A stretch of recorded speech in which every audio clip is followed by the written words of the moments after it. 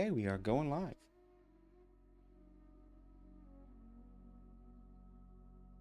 And we are live. All right, very good. It's been a while. It's been a while since we've played in this campaign. But hello everyone in the live chat and wherever you're watching. We're streaming on a few different things. But I'll be trying to monitor the chat as we go. But okay. Quick overhead on what this is, if this is perchance your first time tuning in.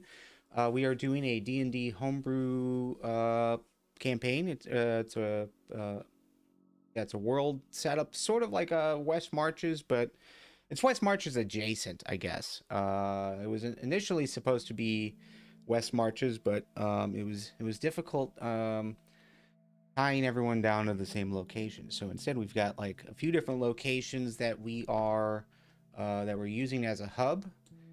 This is our homebrew world, and yeah, there's a bunch of lore and stuff over on mightybeard.com if you want to get up to date on session recaps and as well as lore and that sort of thing. New website is coming soon, hopefully. Trademark. But we'll see. Trying. Only so much time in the day. But okay. Without further ado, though, let's go ahead and get started. Today, we are starting in Sydund. And last time we were down here, our party had a run-in with a mysterious, unknown, Warforged-like creature made out of metal spikes on shoulders, arms, back, and was digging through a tomb that was buried underneath a sand dune. The party was actually out there to try and rescue two people that had split up from their caravan as they headed from Sydund over to Melamclatern. And unfortunately, though, by the time the party got out there, they had died, probably at the hands of this crazy monster. And he was in the process of impaling those bodies onto the spikes, and actually there were more bodies already on those spikes. It seemed like he had gone into each of the sarcophagi in the tomb to take the bodies out and impale them. And by the time the party was able to be ready, at least to try and confront or at least watch, they witnessed it teleport away. Now, some crazy magic stuff happened that split the party. So Shinichi and Moira got transported to Pumpkin Town, and Svamp and a camel that you guys picked up got transported to Sydund. It was right around the same time. So it had transported itself through a teleportation circle, and then you guys had a teleportation stone, but it was all within like the same 90 to 120 seconds. But yeah, some wacky magic happened. But luckily, the party reunited the last time, and you guys ventured out, back out to verify that creature had gone, that no creatures were attacking Sydund, especially undead, because there's this whole undead business happening in Sydund, routinely attacked by hordes of zombies and skeletons and that sort of thing. But by the time you guys got out there, no trace of the dude, and no trace of any undead activity. But one of your requests, or assignments, or goals, I suppose, was to write down the sigils that surrounded the teleportation circle in the tomb that you were in. That way you guys could venture back out there. And luckily, no magic mishaps happened, and you guys all got back to Sydund by the end of your.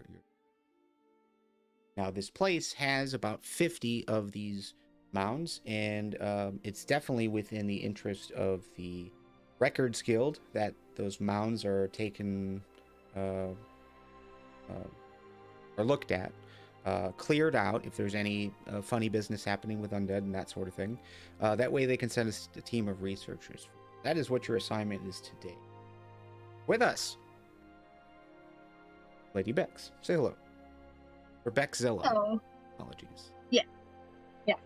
My name is Beckzilla. I am playing Svamp, the Furbolg Circle of Spores druid, who has an insane curiosity for the natural order and the circle of life and death, which results in a love of mushrooms, which is a little odd.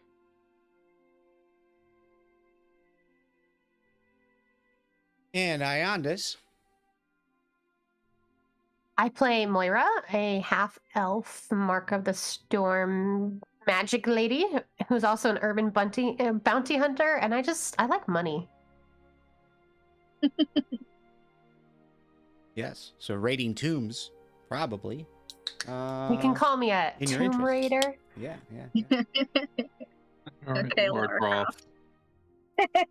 Too bad that I don't got dual-wielding pistols otherwise. Oh, no. We also have Sunbear. Say hello, Sunbear. Hello, I'm Sunbear. I am playing Draco, the Warforged Artificer, who was designed after a Drake and wants to find one to prove his superiority over the fleshy being. And last but not least, we do have a new addition to the party, or a new addition to the Adventurers Guild. He has leveled up to the point that he's able to go out onto expeditions such as this one. And yeah, say hello, Medikit. Hello, I'm playing Altath. He's a brass dragonborn from the north. He's a monk, and he's seeking some spiritual enlightenment by helping other people and assisting any way he can. He might not be the best for spiritual enlightenment. Well, he'll be enlightened, just probably not the way he wants. No. Listen, enlightenment comes one way or another, so... The road to enlightenment is weird. Many ups and downs, ebbs and flows. This is just gonna be his public studies assignment, don't worry. There you go. Yeah. Studies of the people. So before we get started, anything from my recap that was off or needs to be added to? Anything you guys want to add? Did we talk about the freakish thing with spikes on its back that absolutely terrified Svamp? Oh, we didn't talk about it, but I mentioned it, yes. Yeah, I don't like that thing. That thing? Don't like. Yeah. That's simplifying it a lot. Mm-hmm. Well, there was that. Draco believed he was abandoned, and he got into it with Svamp. Yep. That was much drama. We had a come to Jesus moment. That was a bit rough. It was so awkward. Oh, Lord. All right. If you don't know what we're talking about, catch up on this wherever you listen to your podcast. Yeah, so I mean, there's the 2 episodes of Sandstorm Survivors, and then there's also the Pumpkin Town festival, so you can hear what Moira and Shinichi were up to. But yeah, a lot of stuff went down. But yeah, so I think where we're gonna begin is you guys are in Sydund. So last time you had transported back, reported in, provided the sigil drawings to your captain, and probably turned in for the night. there doesn't necessarily seem to be any particular rush to head back out there. So is there how long would you guys want to stick in town for before you headed back out? I don't think I would want to stick in town for very long. I think No. Svamp would want to get this over with. Yeah. Drake would I'm be very uncomfortable. mission oriented. I'm uncomfortable with this mission. I don't like it. The more we drag it out, the longer it'll take to do. Let's get done, get it over with. We can focus on other stuff afterwards. Do it. Do it, Good done. with ASAP. Mm-hmm. So are you No, talking like next day, next morning? Probably. Probably, yeah. So with discussing with the captain, if that were the case, I think Shinichi would be the only one who'd be okay staying in town for a little while. So that's what he will do. He'll sit this one out. But because you guys ran into that thing and you're obviously unsure about it, at least your abilities to take it out, or what have you, the captain doesn't necessarily want to send you out short-handed. So we'll let you know that there'll be someone at the lighthouse waiting for you in the morning to head on with you. But yes, just to meet at the lighthouse. And you've got she takes the stone from you, Svamp, to just update it for that code. Okay. But otherwise, yeah, you guys wake up in the morning and you have your breakfast. Any specific conversations you guys are having as far as strategy? Like, again, there's about 50 of these mounds. It's probably trying to take a look at the first few would probably make sense. You do have these sandstorms that are rolling through, but at least you don't have the missed half day of travel because of the teleportation's done. So like, what is the general strategy conversation happening in the morning? We splitting up and like each taking a set number, or are we gonna try and like stick together but knock them out as quick as we can? I guess the idea is, do we think that everyone here can be stealthy enough, should something be in there, to not immediately be swarmed? Or a lot of assumptions right now, and we still have a new guy to go get at the lighthouse. True, it'd probably be best to go get him, and then him or her, and then figure out from there. I mean, we could do teams of 2, and then we just have to draw straws to see who gets the new guy, and then whoever gets the new guy, SOL. Good luck. Or we could just do one mound altogether to investigate and then figure out if we split up or not. Yeah. That'd probably be a better idea. Yeah, we'll do. Try to learn about each other's abilities and whatnot from our new crewmate. Okay, so we interrogate the new guy while doing the first mount. Got it. Maybe don't call it interrogate either. Interview. Or we do call it interrogate. You two share a lot of similar brain cells for fighting so hard yesterday. That's why we fight. Yeah, I don't know. Well, I updated my spell list today to have find traps, so that should be helpful. Like that. Yep. I have daylight. So if new guy does not have night vision, I have orbs of light. I thought about it this morning. I don't usually, but I did think about it this morning since we kind of know what we're getting into. Other question, am I bringing my camel friend?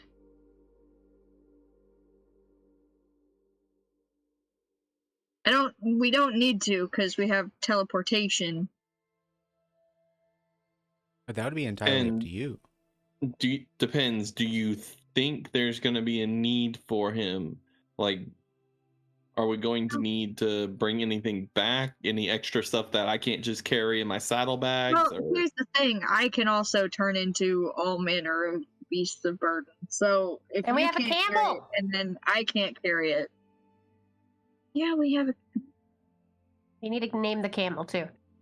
Wait, the camel has a name. I forgot about that. Never mind.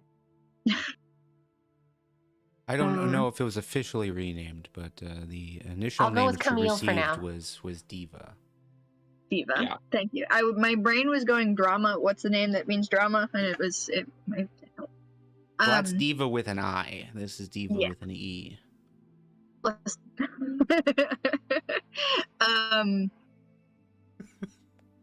Whitney Houston can come with us if we need. That makes no sense in the context of the continent. I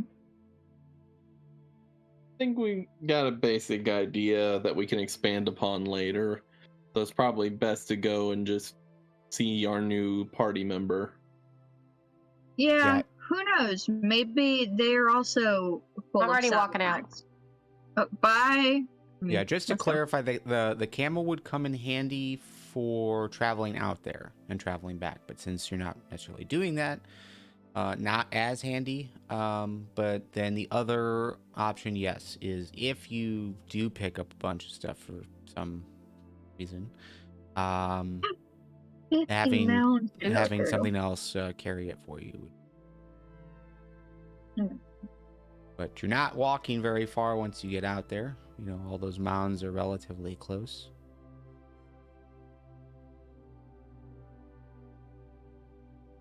Okay. So it's up to you, but you know, it's not. Yeah, it's up to you. Diva is my friend / companion / under my care and what have you. Unlike Moira, I am not a greedy, grabby hands. Their well-being is more important to me than all of the loot, so they're staying put. Decision made. Okay. Very If well. Moira wants to grab all the things, she can get swole and carry it herself. Hey. Alright, let's go pick up New friend. extra party member. All right, so you guys head to the lighthouse, and there you see the captain. You see a few members of the Adventurers Guild that you've seen before. They were working the walls during the undead attack. I mean, in game. Week ago ish, 2 weeks ago. 2 weeks ago. You did have 10 days of downtime. But yes, they're just kind of standing there. But yes, you guys walk up. Here it's you. Hello. Are you all ready for exploring the Burial Mounds? Good morning to you as well, Captain. Yes, we believe we have sufficiently prepared for our mission. Ready as we'll ever be. Well, I know there is things that you want to accomplish, like finding the source of the undead. Maybe it's there. I guess we'll know soon enough. But don't feel like you need to rush. Document what you find. Take your time. We have the means to defend Sydund until this can be figured out. But for now, I would say don't try to tackle all 50. Take 10. See what you can come up Okay. with. What's inside. But like I said, you would be joining someone. And she kind of steps to the side and points to her right. There you see another dragonborn. Hello. I kind of wave. This is Altoth. He'll be joining you for today. If you need his services afterwards, feel free. Let us know. But otherwise, we have other assignments later on. But I think for now, this would be good. Something good to get his feet wet in. So as they look at you, Altoth, what do they see? So they're seeing just a brass dragonborn. I'm wearing kind of monk style clothing, lots of roby type armor ish. I'm about 6'5" tall and about 230 pounds. You can kind of see, so decently built. Any weapons that you're holding, or at least holstering? I have a short sword and some darts in my belt, on my belt.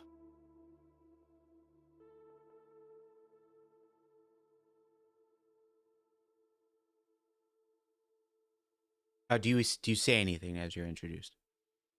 So I just say, hi, my name is Altoth. I'm happy to be joining you guys. I'm a very naive dragonborn, so. Are you Welcome saying to that this you're a naive ragtag group. dragonborn out loud? Hold No, on. I didn't. I might be able to, actually. I say that out loud, too. Just kind of Okay. escapes my mind. I'm gonna poke Okay. him with my quarterstaff to make sure he's okay. Ow, why'd you do Oh, that? People Draco. usually don't say they're naive out loud. Are you okay?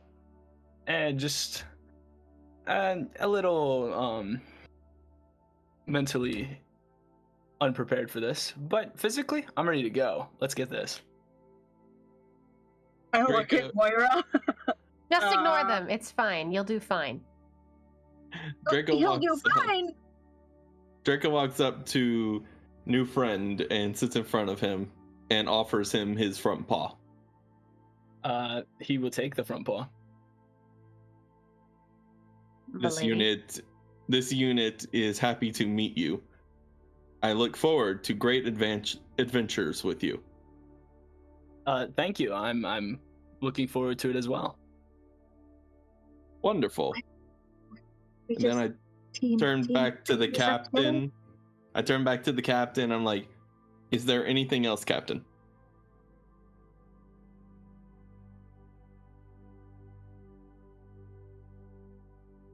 Or she already walked off.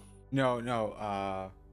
She's spaced out for a second, but she looks back at you guys. I don't think there's anything else to discuss. Again, Records Guild is very interested in what you may find out there and study what's beneath the dunes. So, if there are items to pick up, feel free to do so. Don't feel like you're obligated to do their job for them. Though I'm sure anything you bring back, they'll be interested in studying and most likely buying off of you. I hear they have a bit of a bounty on historically significant items. But no, nothing else. You're free to go. Good luck.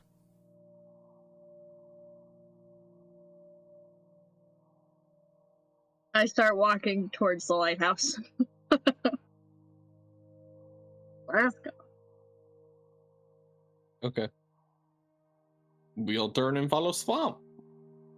In my brain, to teleport there, I have to go to the lighthouse. I don't know if that's accurate, but Swamp brain. Yes, you have to go into the lighthouse. Yes. Okay. Swamp doesn't Right. quite know how teleportation works, but she thinks that's how that works. Well, I think just based on the fact that the 2 times that you teleported back, you ended up in the lighthouse. Would make sense. You put 2 and 2 together. But yes, you guys head into the lighthouse. You use the stone. Teleport yourselves to a familiar sight. So again, lights. Little bit of mixture of blues and whites. Nothing but those colors, and then you are inside of the one mound that you were in before. Oh. Now that we're here, everybody roll me a d6. So, a d6, what we're doing here is we're looking for what kind of day is it going to be. Is someone looking out for you? And No. so we're looking for 2 numbers, 1s and 6s. The 6s means someone good aligned, potentially, is looking out for you. So you might find some extra stuff, or you might not have to roll as much to accomplish what you're looking for, or hidden cache of potions, health potions, kind of spring out, poof into existence. 1s are the opposite. Worst case scenario happens, and but today we don't have any 6s. We have 5, 4, and a perfect. So you guys are here. You know the doors out are to the south. What would you like to do? Can we go ahead and check the room right here, make sure nothing has changed? Like, check this general area? Yeah, so to re-describe this room, because it's been a while, the central chamber that you're in has the teleportation circle in the back, doors in the front. You've got doors on either side that lead into a hall, and yeah, in the hall you've got stone coffins. They have been opened, and bodies have been pulled out. You see some dried blood in the ground, as it has been a few days. Yes, that blood was from your the unfortunately non-survivors. Nothing seems to have altered at all. Okay. Allies, do we wish to go out and continue the search right now? Before that, Alta? Yes. Yeah, what? What you good at? What you good at? What you do?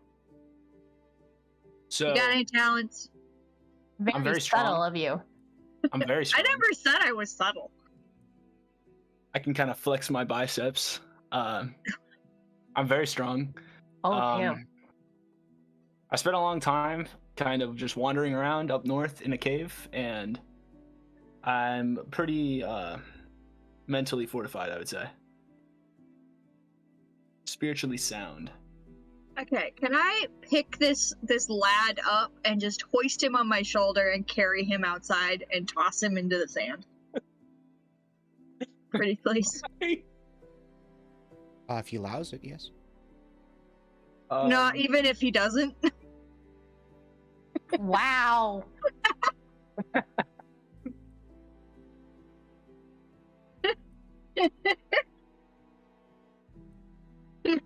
It's been 0 days without nonsense. Yeah, flip that counter that had no numbers on it back to 0.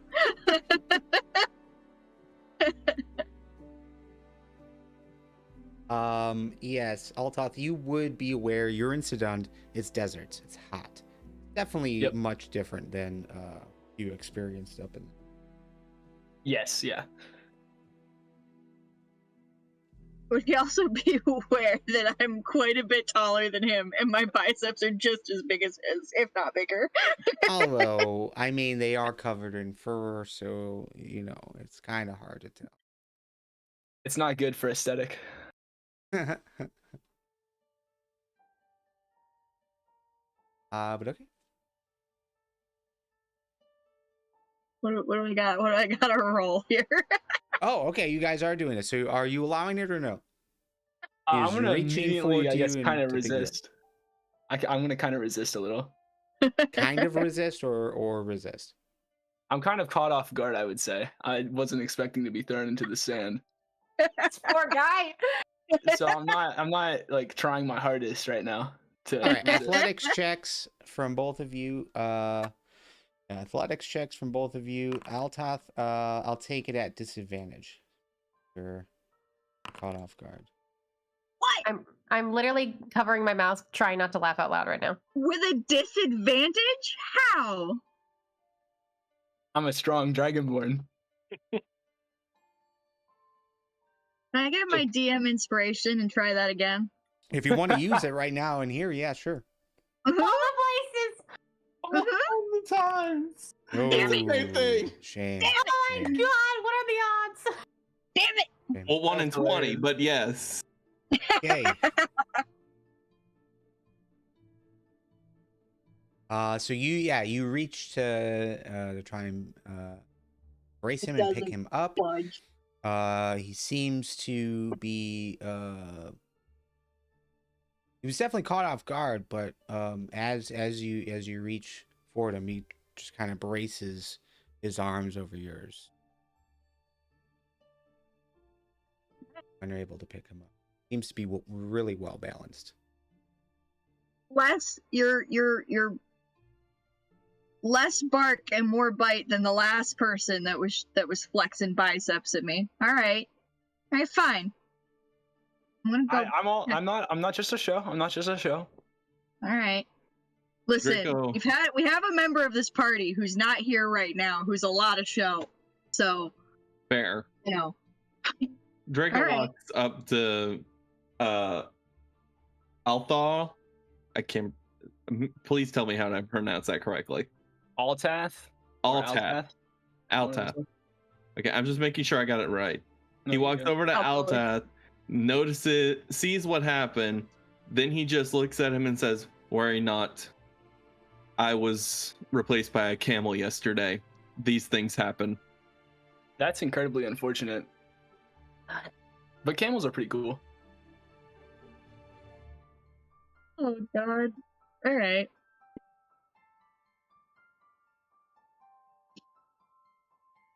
All right. Let's go look at some other burial mounds now that I've embarrassed myself.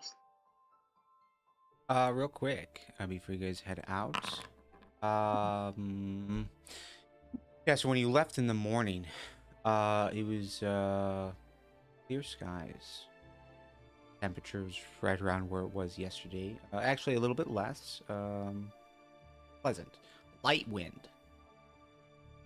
Light wind, if any at all. So, seems to be clear of any sandstorm activities.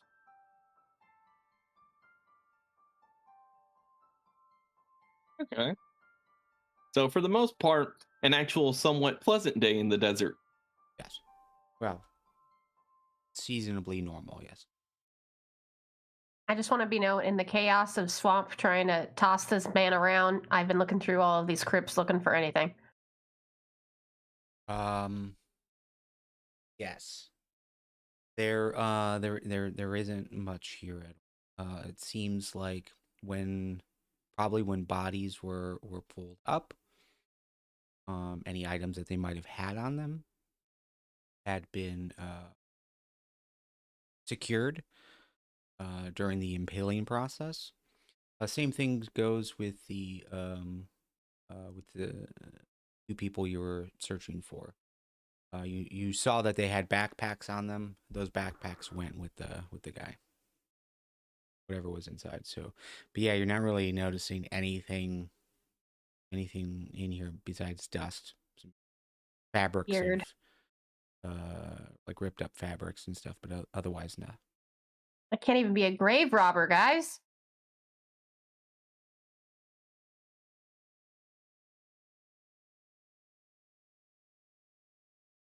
At Okay, least not you in this grave. Maybe in another grave. guys heading out. Yes. Yep. Yay! So those in front. I don't like that reminder, yay. you can click the doors That and just, they will open for you. that just means he's done with us. I am not in front. That's fine. I will go front. Please. All right. So If I could slightly get my adjusted character map. to move. Click open the door. I did. It's not. There it is. I am embarrassedly leaving. I'm out of it. Okay. It better be after that. I'm usually the strongest. I don't like this. I don't Now like not being the that tank.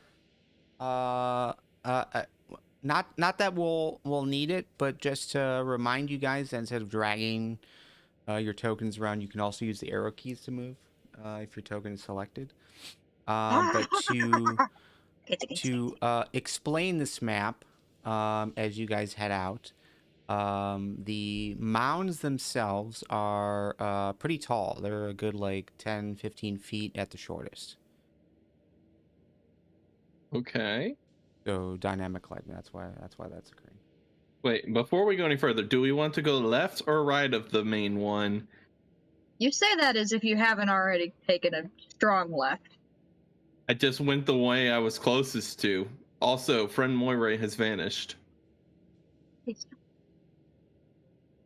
fine. Stuck. She wants Stuck in to. the She can entrance. float like 20 feet up. She'll be fine. I just didn't move. Okay. What So part of I you've need to be in the got, back? Do you not get? You've got a mound here. You've got a mound here. Sir, So clockwise. Zoom out. Zoom out, Draco. Yeah, it's I am zoomed out. It's a big map. I will say, so this particular tomb that you had experienced before, the door seemed relatively open, like there's a little like archway kind of thing. But as you're kind of looking around, it's quite possible you might not experience that with each one.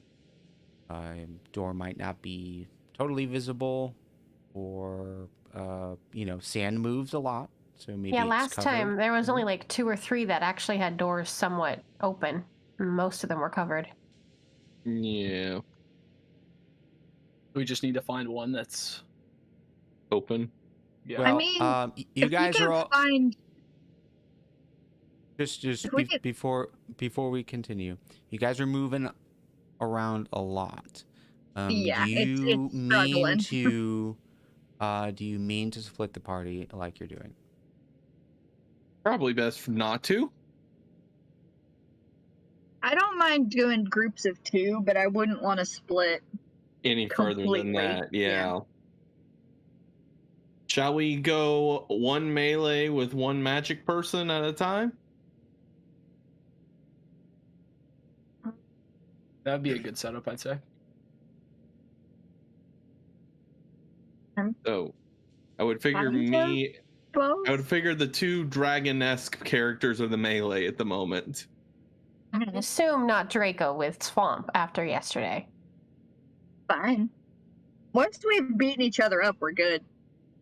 I mean, we had a whole heart and what felt moment and everything. We Yeah. came to terms. Yeah, There we're was good now. snuggling. There was snuggling. Yeah. There actually was. Yes. Again, you have to beat each other up, and then you figure it out afterwards. Fine. But do we want to like flip a coin or something? Who goes with who?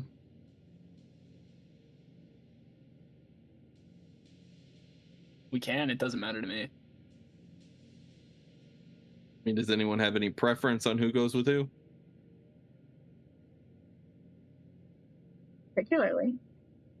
I have coins. I have coins. I have coins. Okay, so Here, tell you what. I will flip. 2 point. Oh, I can just do a D2. 1 is Draco. Is there a D2? No, but you can just use /r base 2. 2. 1 is Draco. 2 is Altoids. Hey, it's Altath. All right, let's go. All right, bud.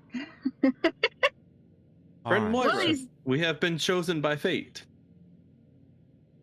I don't like Fate fate. of a coin.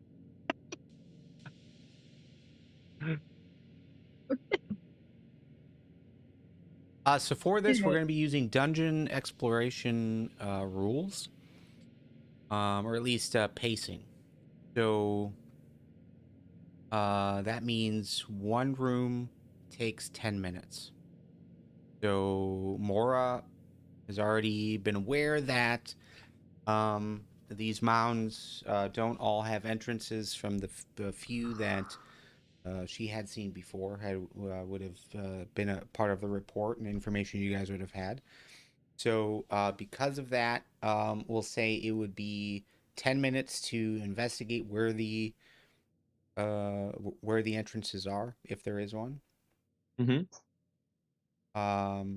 And if there are larger rooms in here, it'd be 10 minutes per room. It's like a 10-minute round instead of 6-second round.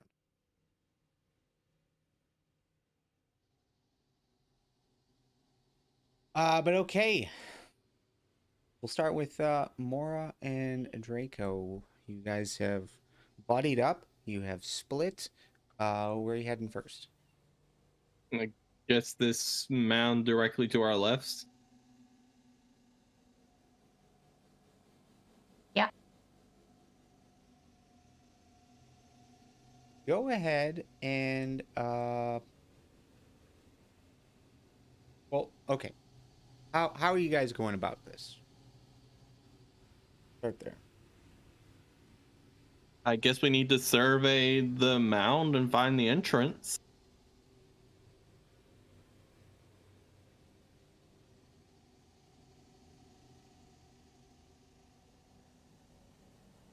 Yes.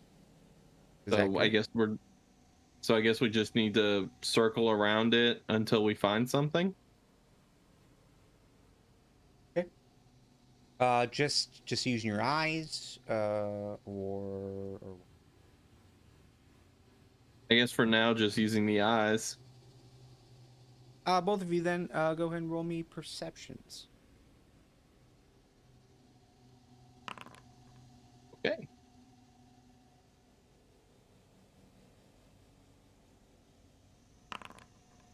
Very good. Okay.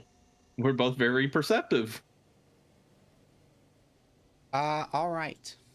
Then you guys are gonna search around. And yeah, both easily are gonna be able to tell there's definitely a difference in this section here. Sand has blown about, but you're gonna be noticing there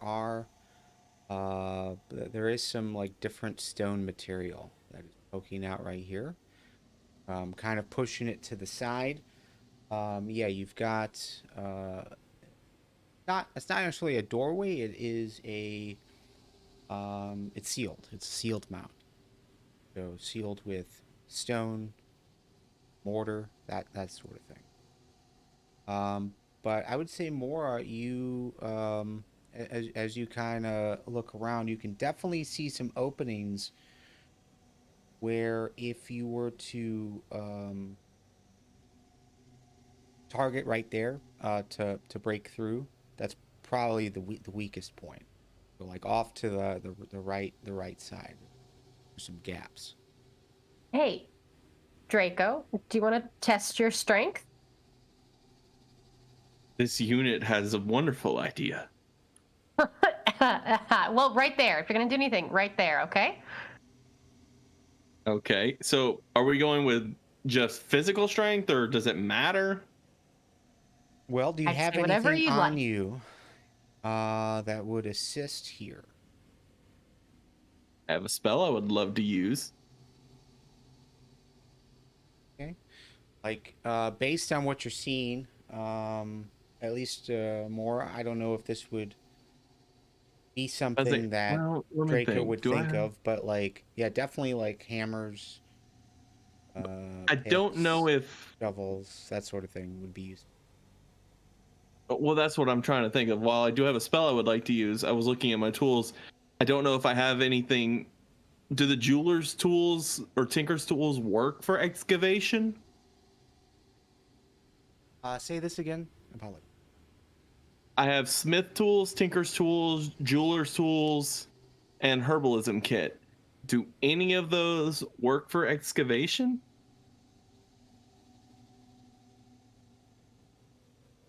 All right, so you can click into Smith's tools or any of these tool sets to see what they contain. So Smith's tools include hammers, tongs. Hammer might be of use here. Tinker's tools. Not really. Not really. I guess I'll just use the smith tool and use my big hammer. Hammer Yeah, time. you've actually got 2 sets of hammers. You've got the hammer in your jeweler's tools. Yes. The other thing that let's think. do not have. I don't have Doesn't any look like- mining effects. Look at Moira's real quick.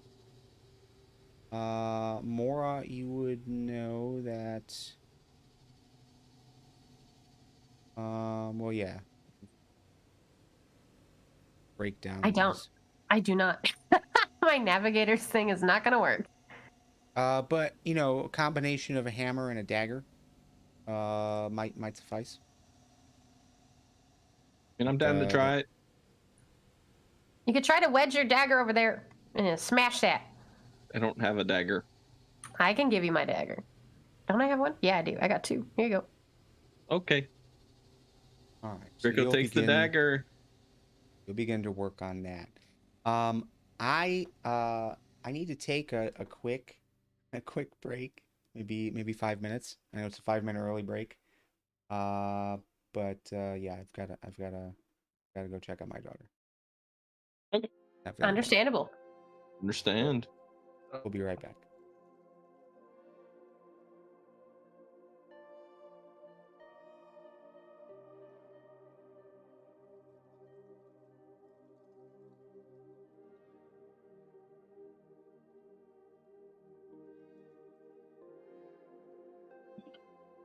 Alright, what should we do to entertain chat? You gonna try to lift this boy again? No. No, I've embarrassed myself. No. Ah! He clenched and didn't move. He clenched. He did. He literally looked at you and said, "What are you doing?" That jaw clench.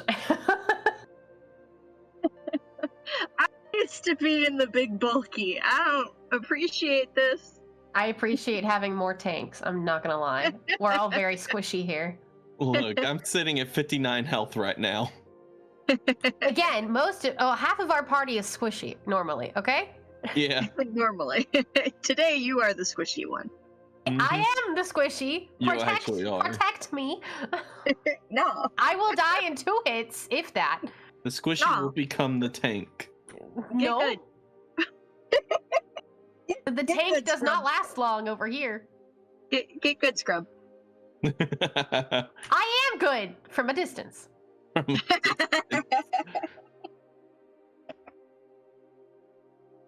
Uh,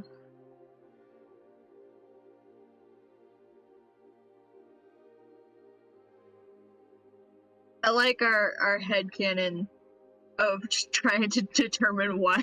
Like, I wonder why Shinichi stayed behind. Like, as we're walking along, going, maybe he had a date? No. We've Who never would be seen or hear him Shinichi? talk about dates before.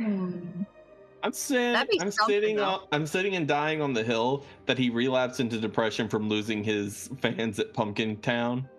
That's possible. He woke up and just realized they're gone now. I don't know how to get my adoring fans back. Or maybe he's commissioned another painting from that lighthouse guy. Very possible. Did love that painting. It's amazing. You can see it right here on screen. In other items. Eh? If you go to the fourth thing, and if you go to the item directory and go to other items, you can pull up the painting. Oh, that is cool.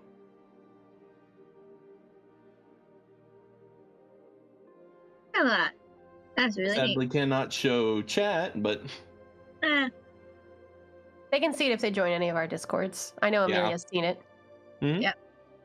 Or chat, go watch the VODs. That too.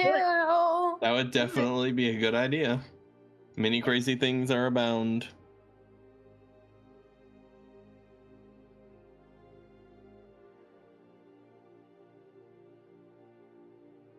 Yep. Chat will be happy to know that I'm working on another Shinichi art. This time, not in front of a lighthouse. Maybe that'll cheer up his spirits when he gets back with us. That one will not be, Oh, goodness, hold on. I think... I'm not entirely sure, but I do believe Mighty Beard just got raided over on Twitch. Hello, raiders. On Twitch? What? Yep, What? Mighty Beard is currently... Yep, Kyberg60 just raided with a party of 13. Hello, Oh, hello. hi. Welcome. Mighty Beard is currently taking a break to go check on his daughter, who is toddling about. But we are still here, so welcome to the stream. Beard will be back very shortly. You want to recap what's happening?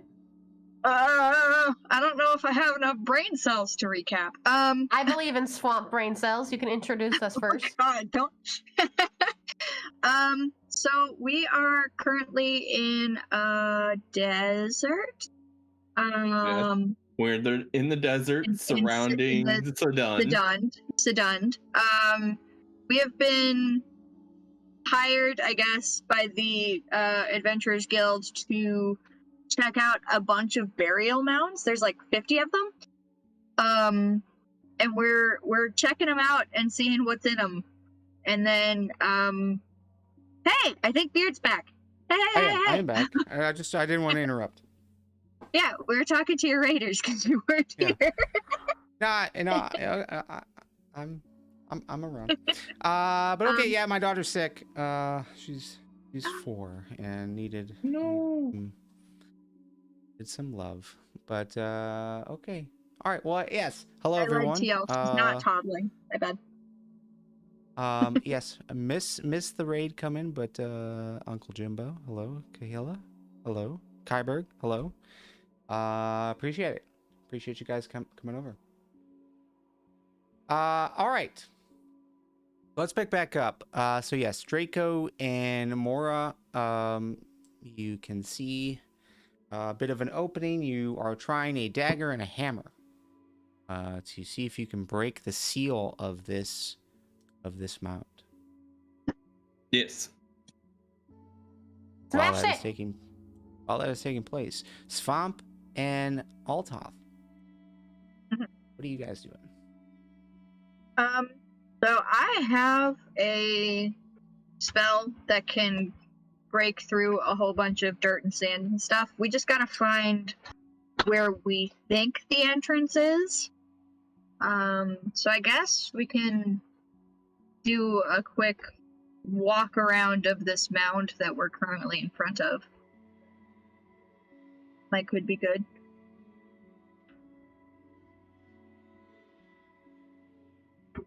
Also, Altath, if you're here and talking, I Yep. cannot hear you. Yep. Sorry. Aha, there you are. Okay. So, can we let's do some lookings around? Yeah. Sure. Let's look Sure. around. How are you guys going about this? Are you just looking? Are you using your hands or feet? Is there more to it than what you're doing? Again, a lot of sand is blown around, so it's probable that, you know, if there is an entrance that's easily accessible, it's just covered in sand. I would probably be kind of like every 3 feet, kind of stabbing into the sand with my quarterstaff, just because I can get a little bit further into the sand and see if I feel anything harder, or would it, like, if I hear a thump sort of thing. Yeah, I'm gonna be trying to, I guess, kind of kick the heel of my foot into the ground and across the sand about every 3 feet again to try to see if there's anything also. Okay. You've got based on that, you've got a choice. You can either go with perception or investigation.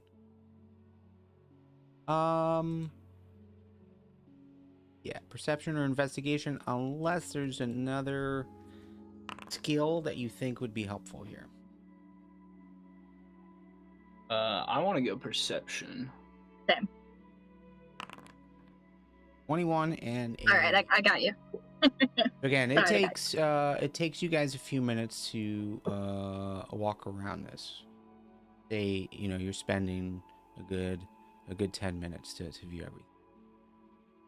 But with the use of the staff, you do find a spot that seems to be harder than the rest. It's not just sinking into sand. There seems to be a little bit more to it. And yeah, I'll let you guys get over there. But yeah, it takes you about close to 10 minutes to locate it. But it's all the way on the other side. So all the way where you originally started from before you started moving around.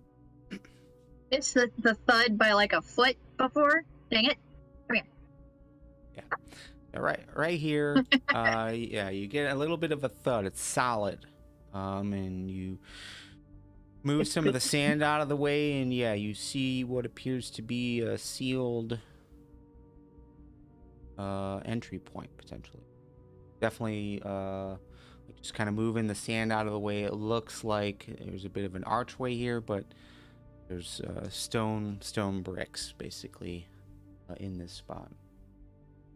Okay. Is there like a wooden door, or is it all just completely like bricked in? Looks like stone and mortar. Okay. Let's see. Dirt or stone? Can I try to push the stones? Yeah, stop it. Knock it off. Stop. Stop that. I have better. Okay, let's see it. Old earth. So you choose a portion of dirt or stone that you can see within range of. If you try to do so it wouldn't be that. If the dirt or stone you target is on the ground, you cause it to become difficult terrain. So, yeah, if this was loose earth, which sand is, you could do it. But this seems a bit more sturdy. So even though it's stone, because it can also be dirt or stone. Well, the dirt and stone in the third bullet point is related to changing the terrain difficulty level.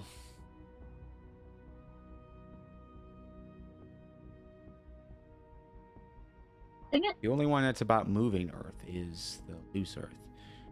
The dirt, sand.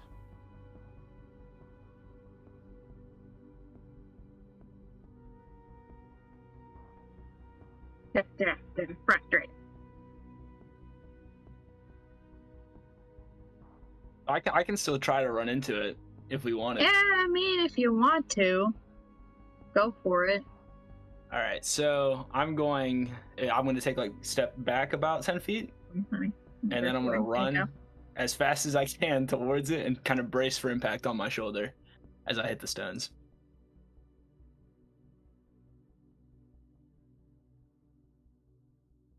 Okay. How far back you moving? It's 10 feet is how far I'll go back to start running. Okay.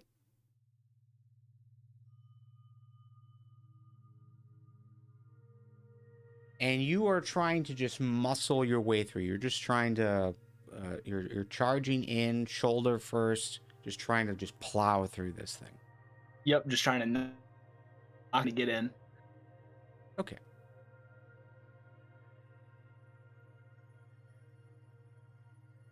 Go ahead and roll me a athletics check.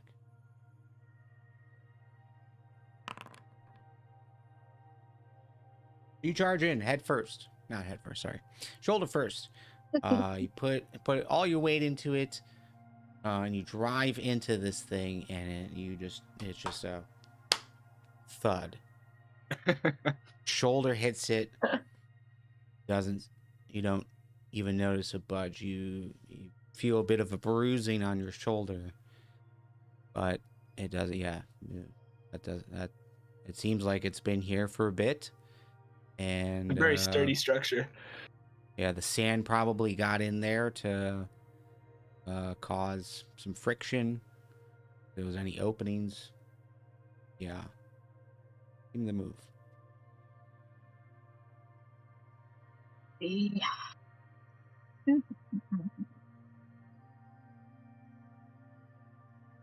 Yeah, just based on this, the two of you, I think, would be aware that, the Records Guild, whenever they go out for these kind of expeditions, usually have like some tools to help them get into places. Hammers, sledgehammers, crowbars, picks, that sort of thing. Shovels. We're unprepared. Well, can we continue to be stupid? Because it's more fun this way. Can I turn into a boar real quick? Oh gosh. Yeah. Yes, you're welcome to this group. Yeah. This is exactly the kind of thing we do. It's more fun. It is. It is. I'm not denying that. Okay, a boar is on the board. Okay, I have a thing called charge. Yeah, let's read that. Charge. So if the boar moves at least 20 feet straight towards a target and then hits it with its tusk attack on the same turn, it takes the extra slash damage. Blah. Nothing necessarily about it attacking an object or a structure, but okay. We can try it. So charge and then tusk. So All right, attack. Yeah. Well, How does this work? Well, what I'm gonna suggest. Let's look. Let's look at charge again. So if blah blah blah blah. Yeah, it would just be an attack with your tusk. Okay. Here we go. Hey. Yeah. So you charge forward, and you dig your tusks in there, and seems to find a bit of an opening in between some of the bricks, and you kind of rip your tusk up, and I would say that you do see some progress there, more progress than what your dragonborn friend could do. It must be a really strong boar. Yeah, go ahead and just roll me the damage. Okay. 4 slashing, and then an extra d6.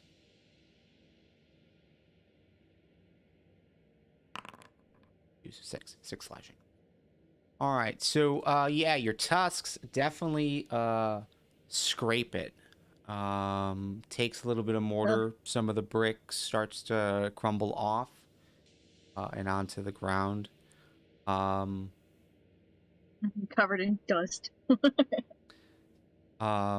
Luckily, you aren't taking the boar's intelligence. You keep your own, but yeah, I think you'd be aware that it would take you quite a bit of time to go about it in this fashion. Yep. Like just based on the amount, backing up. yeah, like just based on the amount that you took off, like this is probably going to be like a 30 to 40-minute ordeal. I pick myself off and I back up and I just kind of look at Altath. Like, now what? So we can either spend the 30 to 40 minutes trying to claw this thing out one way or another, or we can keep kind of looking around and try to find a way possibly from the top. Because it's a mound, right?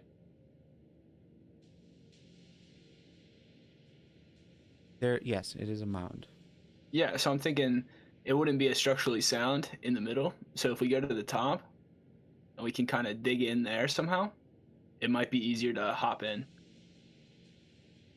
So, unless you have, like, speech with animals, I can't talk to you presently. Oh, okay. Yeah. I am a boar. Svamp Oink, isn't oink. there. The boar is there.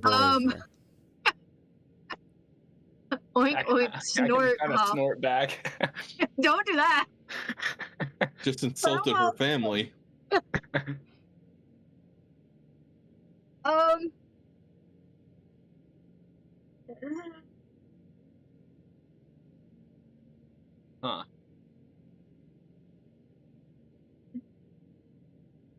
Let's see, the most damage I can do to that door, if I roll the most I can roll, is like a It's 30. 12. 1d6 plus 1, and then another d6 is 13. Would it be, is the mortar malleable, Beard? Is it possible for me to like use my short sword to like scrape some of the mortar out to make the bricks easier to move? Yes, but it would be very similar to the boar's tusks. Okay. I didn't realize this was going to be our problem.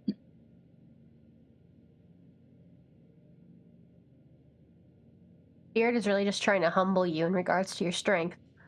This is character growth. He's done a lot today.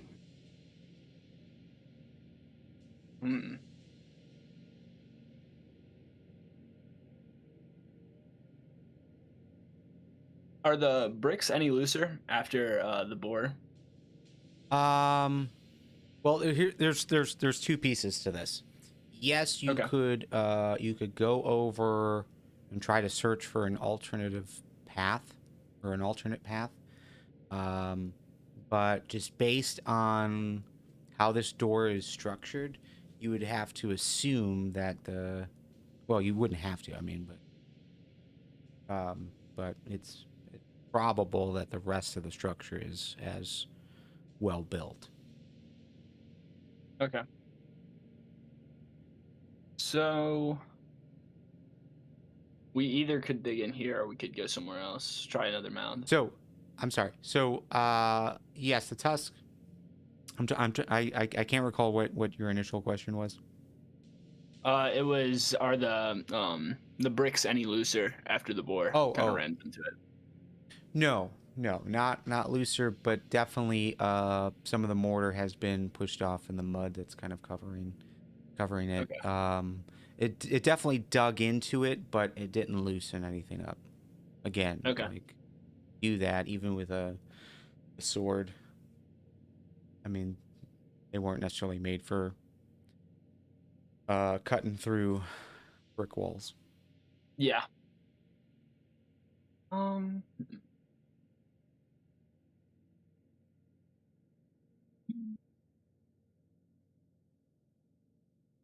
I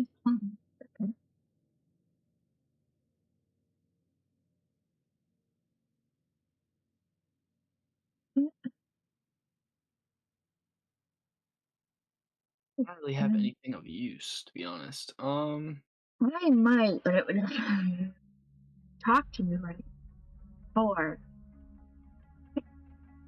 And I don't want to stop being a boar unless I know there's nothing else for me to do as a boar. Yeah.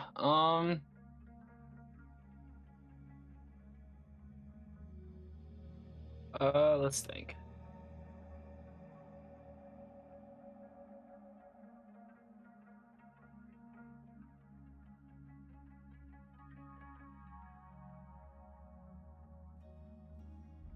So we assume that the rest of it is well built. We've already gotten a little bit of mortar off. Since I'm a monk, I might, would it be possible if I could meditate to try to find any, get any, spiritual, what am I trying to say? Assistance? Enlightenment. Yes, something along those lines.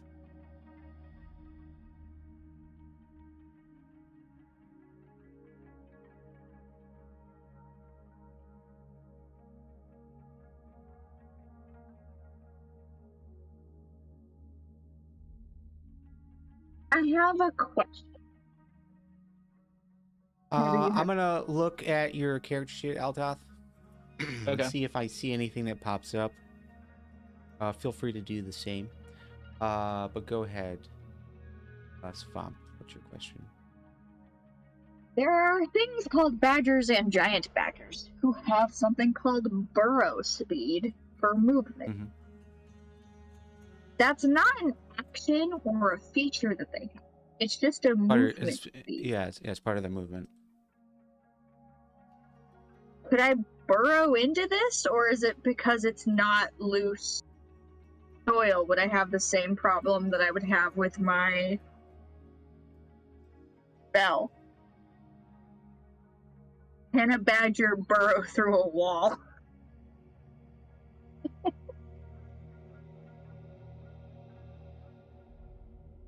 I would think that you would know that the badger could. Yeah, it's probably more loose earth type stuff. It could try to dig underneath and try to dig like up through it. But if the ground is made out of stone as well, I think you would have some issue. Would I have remembered from the other mound if that was stone? Yes, it was stone. Bring it all to the 9 realms.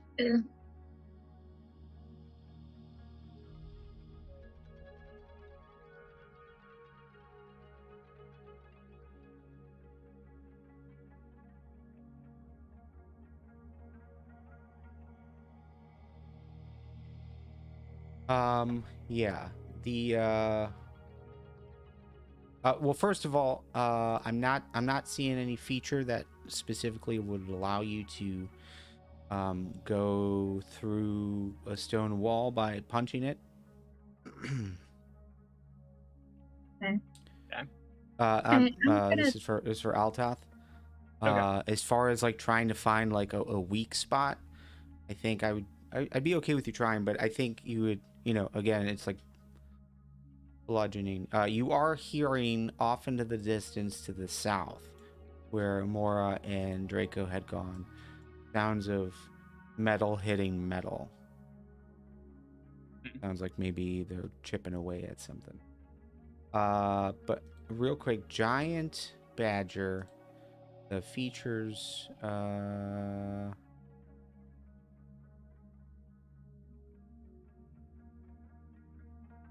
in here. Just movement speed.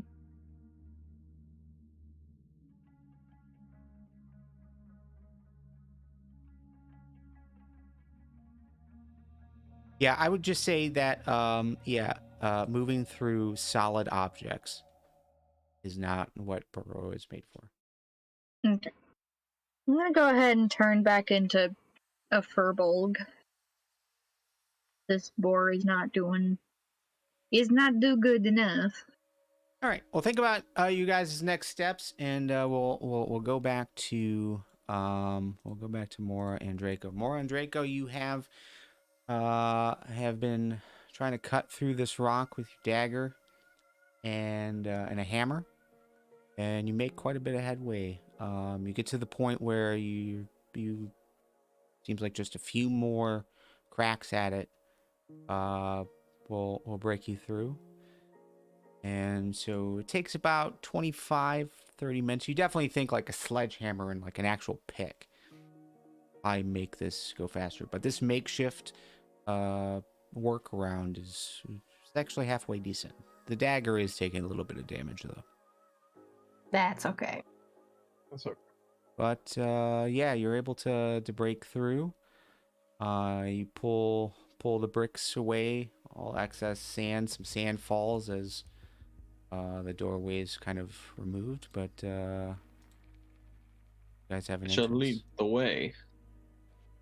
In here is a little bit of a hallway that heads into a door. Okay, and you just plow right through. Yeah. Inside, you're gonna see 2 stone slabs. On those slabs appears to be skeletons. Skeletons are draped in burial shrouds. It is dark in here. Dark in here. I know I'm not showing that on the map, but yeah, it is dark in here. Are you sure I can So see in the Drake, dark? I don't remember if I can or can't. That does not look like you can. However, more can, but we'll hand wave it today. Hand wave it today because I forgot. That's my lighting. So yes, there are 2 stone slabs in here. I'd say enough light's coming from the outside, but I will admit I did not mean to burst in here, but it's done and done. you got You doors. didn't- You got to click them. I know. You didn't see any of that guy though. Yeah, so on the slabs, 2 skeletons are draped in burial shrouds, and just above their head is a small bowl, and at their feet, what appears to be a decorative vase, maybe made out of clay. Kind of has like an elegant design kind of carved into it. Is there anything in the bowl?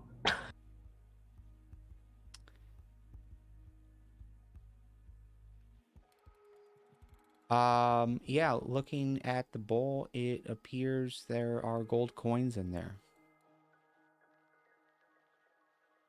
Kind of piled in. Ooh, that's sus. But the last time we took something, we had weird crystal monsters attack you, DRACO. But I really want these gold pieces. Mentioning that makes DRACO fearful to be in here. You know So what? he's just gonna stand by the door. You know what? I'm gonna do it. If you can make creatures spawn, if I do that, then we're just par for the course. I'm gonna grab it. You're gonna grab the gold out of both bowls or just the one? Both. If I you taking can, the unless bowls? something stops me. No, Taking I'll leave the or bowls. just the... Okay, leave the bowls. Bowls are also seem to be made of hardened clay. Yeah, they can stay. But I don't know where you want to notate this, but you're gonna take 50 gold pieces, 25 in each bowl. Add that to my gold. But yes, there are those clay vases. They're just like water containers maybe or something, but very, very decorative. Looks something of historical value. But yeah, it has like a bit of a fork at the top. You writing this down, DRACO, at all? I can if we need to. Well, we should. They wanted details about everything. So apparently whoever was buried here got a really decent burial. All right. Well, I'll be writing this down then. Do you do anything with the vases? Can I pop open one of the corks on one of them? Sure. Are you lifting it up to kind of hold it closer to your chest to do so? I'd rather bend down for it. Yeah, I would say the vase is probably top of stomach high on you as far as its height. Yeah, so like squat to its level. So maybe a foot tall. Okay, but you're not moving it. You're just trying to take the cork off. Yeah, I don't want to hopefully move too many things. And before there's a stomach in it. I mean, at this point, with them being skeletalized, you'd hope it wouldn't be that much left. No. Okay. So you pull the cork out, and it is it's more of a stopper than an actual cork, but there's some dust just kind of like flies in the air. But as you do so, it jiggles a little bit. Sounds like more coins inside. What? Did you hear that? Yes, friend Moira. There appears to be something inside the storage vessel.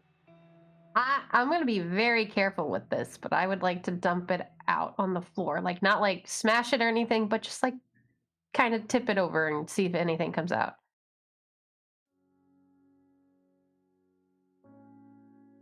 As you tip it over, coins pour out. Clink, clink, clink, clink, clink, clink. To the ground. Is that where you're pouring them out? Yeah, that's right that you hear that. I'm on push to talk. Okay. Yeah. Based on sound, your love of money, pretty sure there's like 50 gold. In just the one? The one. It's not I'm picking gonna up. look at the other one. Hold on, try that again. Dang it. I have a wallet full of coins, but my mic isn't picking up the noise. I did the coin noise for you. Yeah. So you do the same. You pull the cork off, and you dump its contents on the ground again. A puff of dust just kind of comes out. Seems like it's been sealed a while. And this one has maybe 40 gold and 10 platinum. Platinum? What? Friend Moira. What Yes? have you found?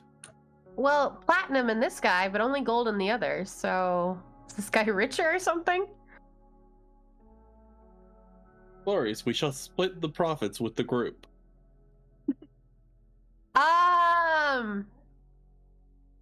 Maybe just us.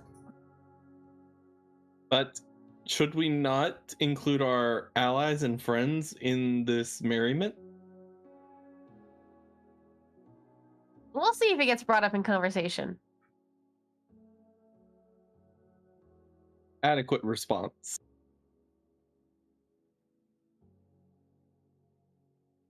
Until now, yes, here's 5 platinum for you, and then the 70 gold. Appreciated.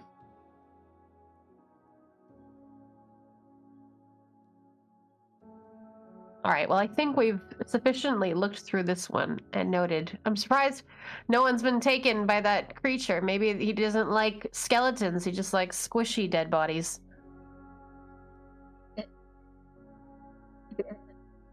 Yes. So while she was looting and everything, I was just notating history, such, and yada yada that we needed to do. Was there anything I noticed?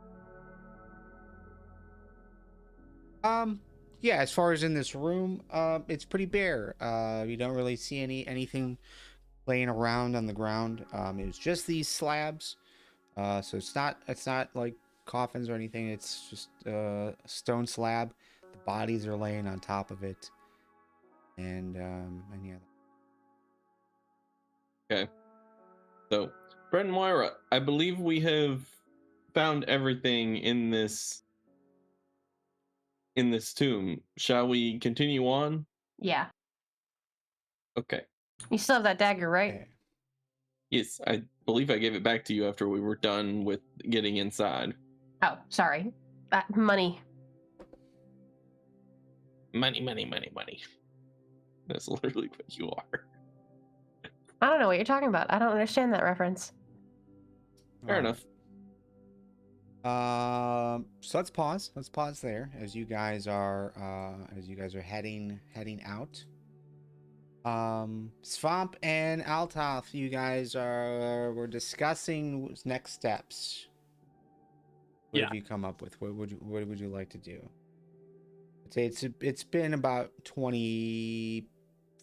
It's been about 25 minutes since you guys from the others. That is. Oh. We can either leave this mound and go try and find another one, but I have a hunch they're all going to be pretty difficult to get into. Yeah. I have a way for us to get into this burial mound. It's going to take up 2 of my spell slots for the day. And it's going to make you feel weird. That's fine. You're fine with feeling weird and having just a weird experience? I mean, well, it's kind of weird being out in the desert with you guys, so. That's not what I meant. It's, hey, come here. Enough. Come here, bud. Wait. Right, Before you do this, tell me what your intention is here. I'm going to transform Altath with gaseous form and make him a cloud boy so he can get in. Okay. Once he is a you haven't seen any openings for such things. So your investigation, you found the door, you started to pull some of the mortar off with your tusk, but there's no obvious holes anywhere. Okay, so we would need to make him a tiny hole first, huh? Okay. Yeah. Okay. Yes, we would need to make you a pinhole first. Okay, we can do that. And then part 1 pinhole, part 2 gaseous form, part 3 is that I meld into stone and I just meld in and then meld out on the other side. It's weird, but It's definitely an I like it interesting because plan. I've never seen I've never seen it used as a druid. I never had a chance to actually use it. This is what level spell? Both are I found it. take up both of my third level spells. Yeah. So getting out stone is gonna be fun. So you're I might only just stay in the stone as long as I can. I don't know. your only issue here is that once you're in the stone, you get out of the stone, right? So it's like you meld in the stone and then you can sit there for 8 hours. Once you exit the stone, then you're on the other side and a way of getting back up. Right. So here's a question. If I'm in the stone, can I like scoot around in the stone walls and like make myself like scoot in the perimeter of the like be a rat in the wall essentially, except I am the wall? Does that make sense? Well, this is a very abstract unfortunately, concept. So second paragraph. So while merged with the stone, you can't see what occurs outside of it. Any perception checks to hear sounds outside it are made at a disadvantage. So I would have to emerge immediately back out. Okay. So Altaf, I can get us both in. I can't get us out. Well, maybe it'll be easier to claw through from the inside. That's a gamble. That's one heck of a gamble. I'm a gambling man. Oh, a gambling monk. Fascinating. Interesting, at least. Yeah. I have words to describe this. All right. What do you have? Sharp objects? I have my sword, and I have 10 darts. I would Besides that, probably. No. I would probably use a dart instead of your sword. I don't know. I don't have sharp object. I have a stick with a rock on the top. And I have my mess kit. So I guess I could use a spoon. But we gotta get you a pinhole, like a tiny little crack for you to loop on in as a cloud. We gotta get that. So, can I use one of my darts and kind of try to push it in between the bricks through the mortar?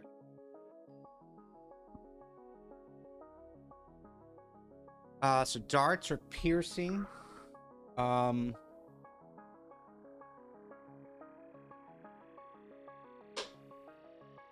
You guys rolled a 6, I'd have a different opinion here. But I would say right now, yeah, they're not made for digging out. Yeah. At a hammer, something to pound into the backside of it, you might be able to trip away. But you'd probably still be in the same boat as you were before.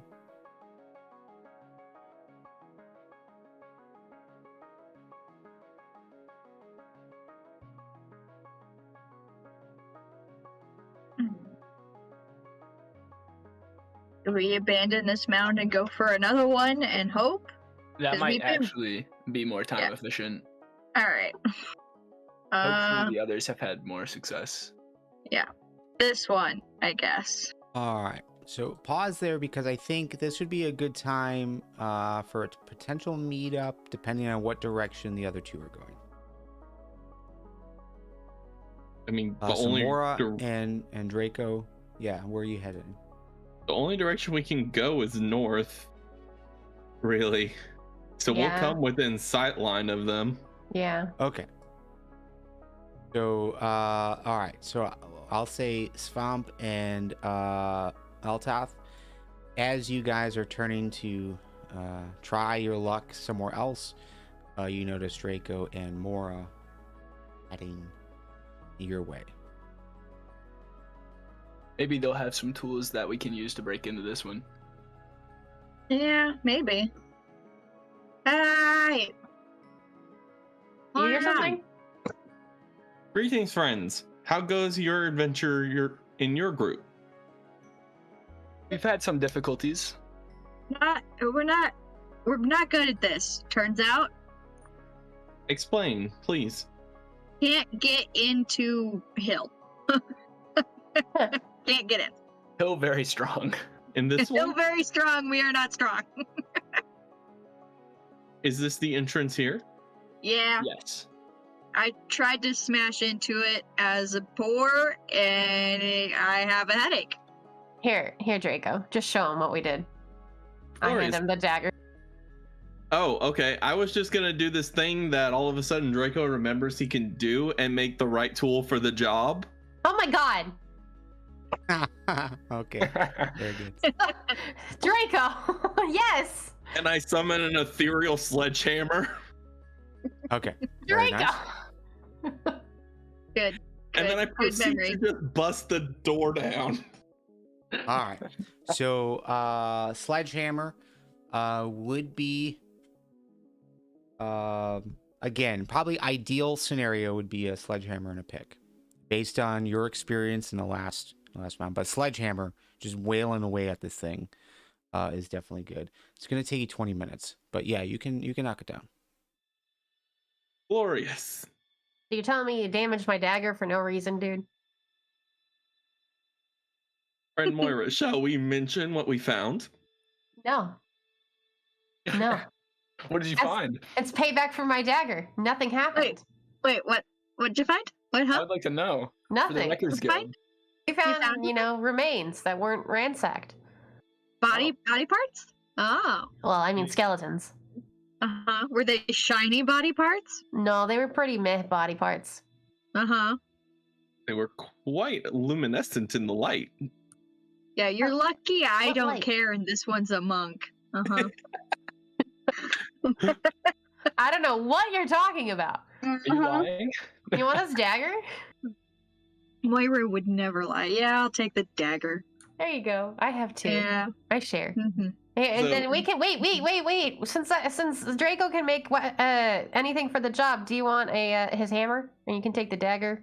I'm about to And the say, hammer? you might want to take the hammer as soon as Yeah. I'm finished here, because it will only last for a total of an hour, and I No, I'm cannot saying- do it again until I'm I saying finish. we use what you just made. And we give him your hammer you used previously. Can you make more than one? It requires an hour of uninterrupted work to create it. Probably not. Uh, After the first, Okay, but the first one is instantaneous. Is that what you're saying? I think so. You can magically create one set of artisan tools in an unoccupied space within 5 feet of you. It does say the creation takes an hour of uninterrupted work. It does not say instantaneous anywhere. Oh, okay. All right. So anytime you it- make it requires. It doesn't say it an hour. runs out. It doesn't say it runs out. It doesn't say it vanishes unless I use the feat again. okay, so you better start working on making the tools now. You Yeah. don't have them yet. Yes, but he still has a hammer that he had in his tools that Yeah, we so can we give can you use- with the dagger. You can take that one while I Yeah. create this to break down this door.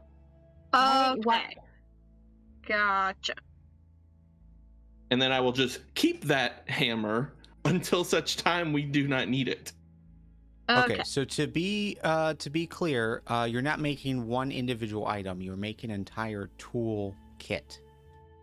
I'm making a mining So- toolkit. Yeah. Yes. So well, I think that's what it is. I Okay, so can't find. Trying to see what the it's artisan tools are. Artisan's tools. So your best bet would probably be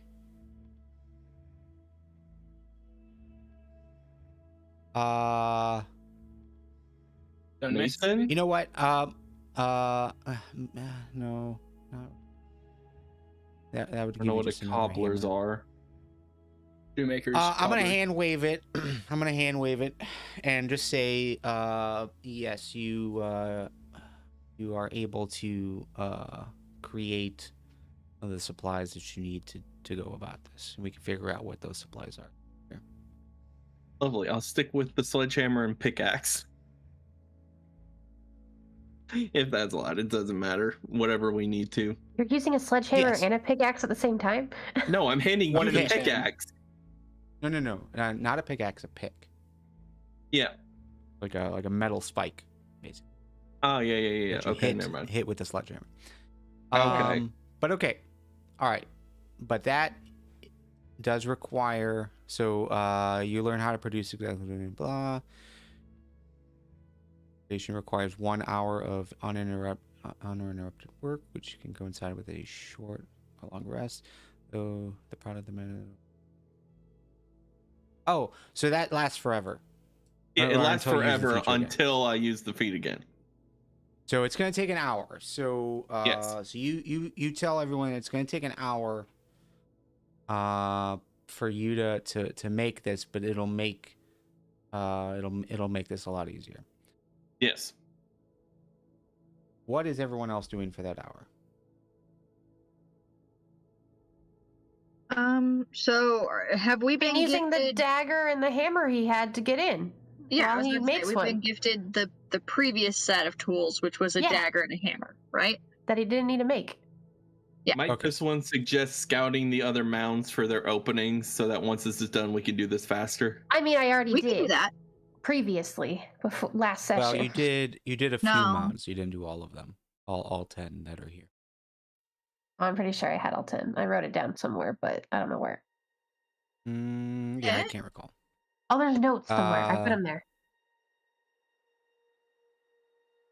But yes, Mora, you would be aware that there was one mound in particular that seemed like it had already been entered into, potentially looted. And that was Yes, the I one have that's all of directly them written above you here. guys. What's the number for the one above us? 3. 3 is supposed to be sealed. 6 was open. 7 was sealed. No door on 8 and 9. 10 was sealed. I don't know how you numbered them.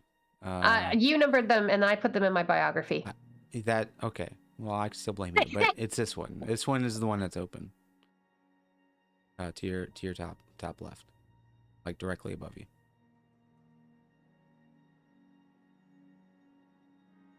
You could investigate that. Can do. Go in there. Whee! All right. So Draco, you're gonna chill. Yep, And not moving. Yep. Well, if and that make- one's open, make we your can go to a tools. different one that's not.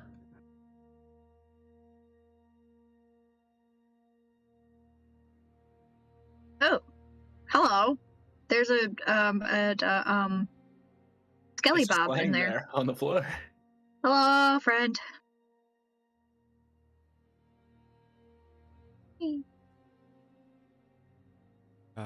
Mora has moved in a different direction. Well, that's Okay. fine. I mean, Draco's still down there. Yeah, because Draco can't move. He's building. Svamp, as you enter into this one, and again, enough light is shining from the outside that you guys are able to see stuff. But yes, in this, first of all, this has definitely been broken into. So, door is just like thrown shut. It looks heavily damaged. There was definitely some crumbled bits on the outside, so they broke through that wall as well. But yeah, in here it looks like there's obviously a skeleton that is on the ground. There is a sarcophagus that's in the center. It definitely looks like it has been disturbed, potentially opened. And then you've got 2 other sarcophagi in here. It's about a 30 by 30 room. And actually this sarcophagus, it's like it's definitely kind of been like broken into, not just like lifted and lid moved to the side. It's heavily damaged.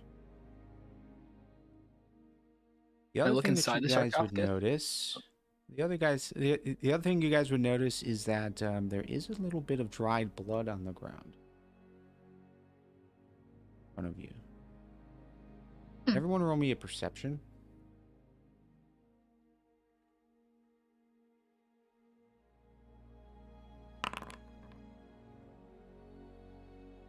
Oh no. That's 25 assuming from you're- Svamp. I'm about to say, I'm assuming you're excluding me from this. Correct. Okay, Yes, you were just busy. making sure. So Svamp, yeah, you look at this dried blood, you're gonna notice a few things. Like the other 2, you guys are seeing sarcophagus, you're like, yeah, man, I'd like to look into that one that's already been opened. But Svamp, you're taking it all in, and there is the dried blood doesn't seem to be in any relation whatsoever with the skeleton. It's just kind of like off to the side. Okay. And it is trailing out. So there's like a little bit of a blood streak that's like heading out the door, and then gets faded into the dust and sand. Okay. Is there anything on the ceiling?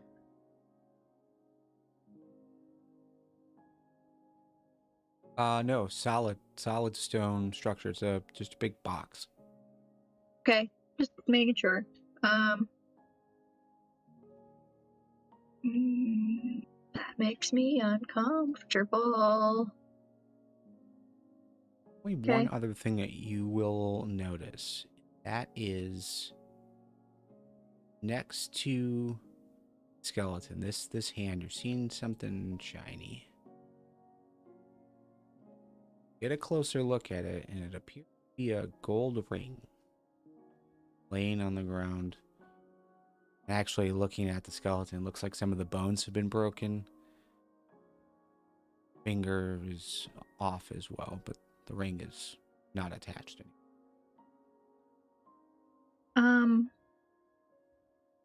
This might be stupid. This might be a complete waste of a spell slot, but I would like to cast Gentle Repose on this Skelly Bob.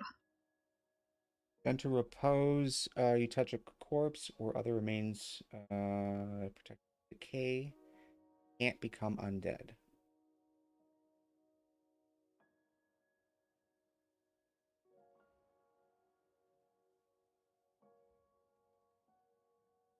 Okay. Yeah, that's probably a good, smart move. Having undead move around probably a bad thing. I don't have enough spell slots to do that to all of the corpses around here, but for some reason, this one, I don't like that one. Yeah. Okay. 10 minutes for how long you guys are going to spend in the room at least. What is what's your intention? What are you guys looking to do? Altoth, it sounded like you wanted to investigate the box that's already open, the sarcophagus that's already open. Yep.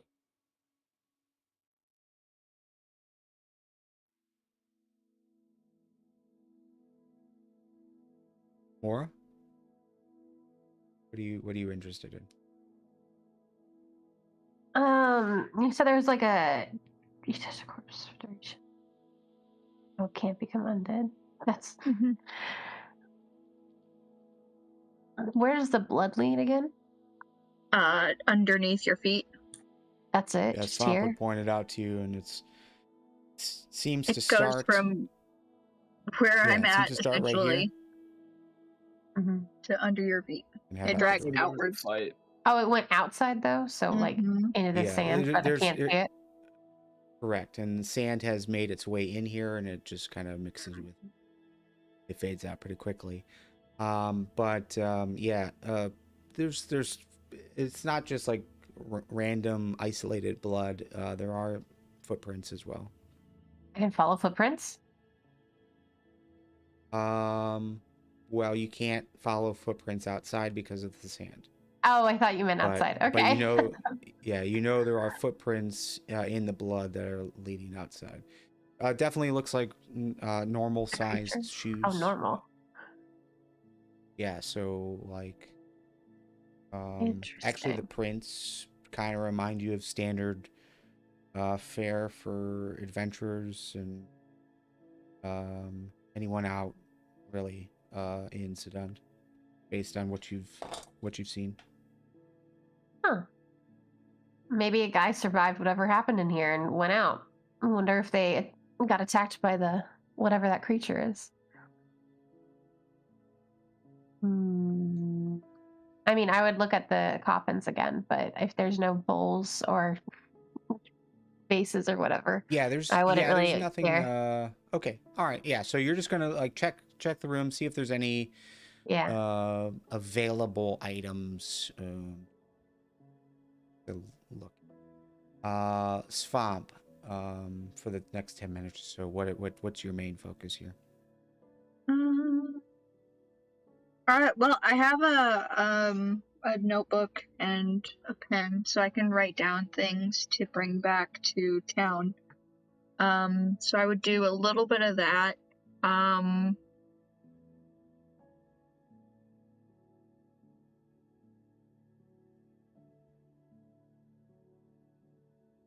I think I might tell Moira to probably not touch Skelly Bob's ring.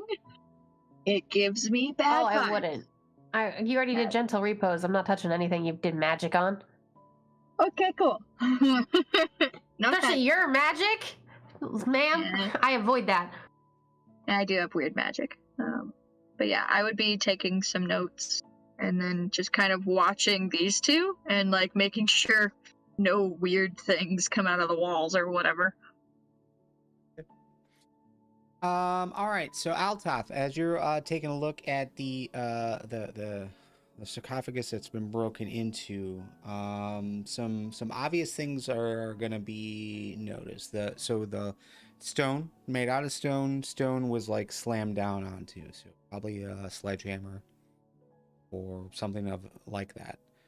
The lid is broken off, but the pieces that you see, as well as the groove marks on the main piece of the sarcophagus. This is definitely something that was just kind of like resting together. So the lid was just resting on top. So probably could just be moved off to the side. And comparing it to what you're seeing on the other two, yeah, it does seem like the lid is just kind of resting there. Probably heavy. I mean, it looks heavy, so it would probably take a bit of an effort to pull off. So using a sledgehammer to get through would most likely be easier, but definitely damaging the historical value of this stuff.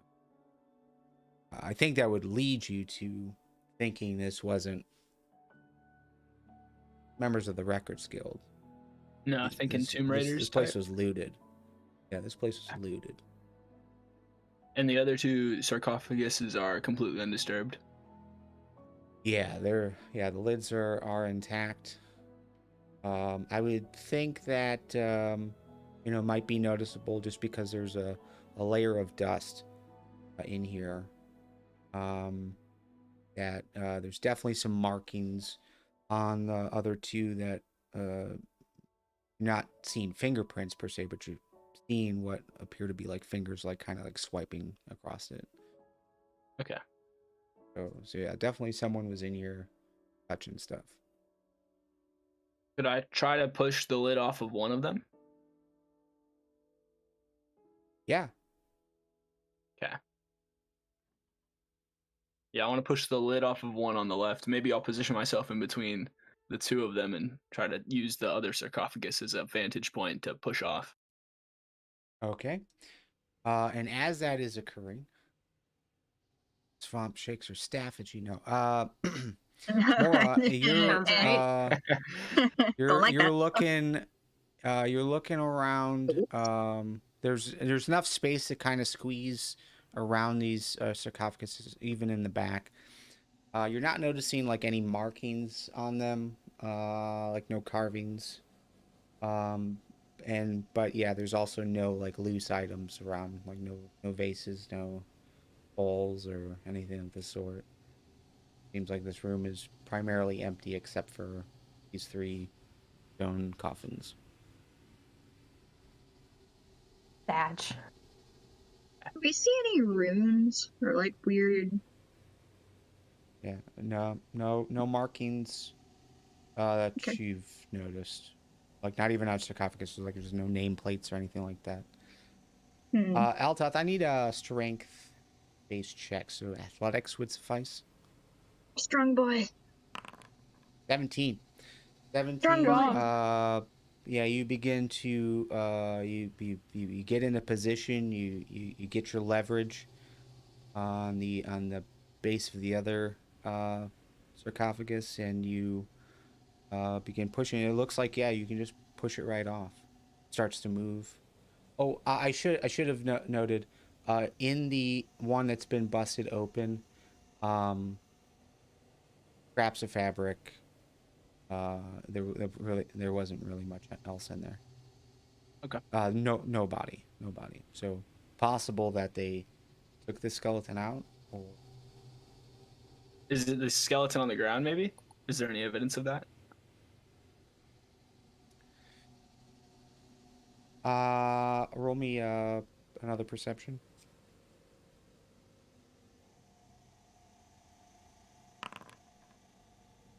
Okay. So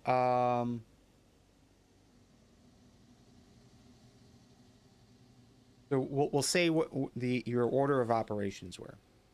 You looked inside the sarcophagus. You found mostly just scraps of fabric, kind of rotted away, and you attempt to open up this one sarcophagus, and you definitely have the strength to do it. definitely seems like it can get pushed over. But you look over at the skeleton that's on the ground, and it doesn't really have much on it, but there are some scraps of fabric there as well. It does seem to match the colors that you broken tomb. The grave wasn't just robbed, it was defiled too, so. But do you finish opening up this coffin? Yeah. Okay. And Svamp, I think you would be aware of hearing the sounds of stone scraping against stone as you're busy taking notes. You pop your head up and you see Altath opening up this coffin.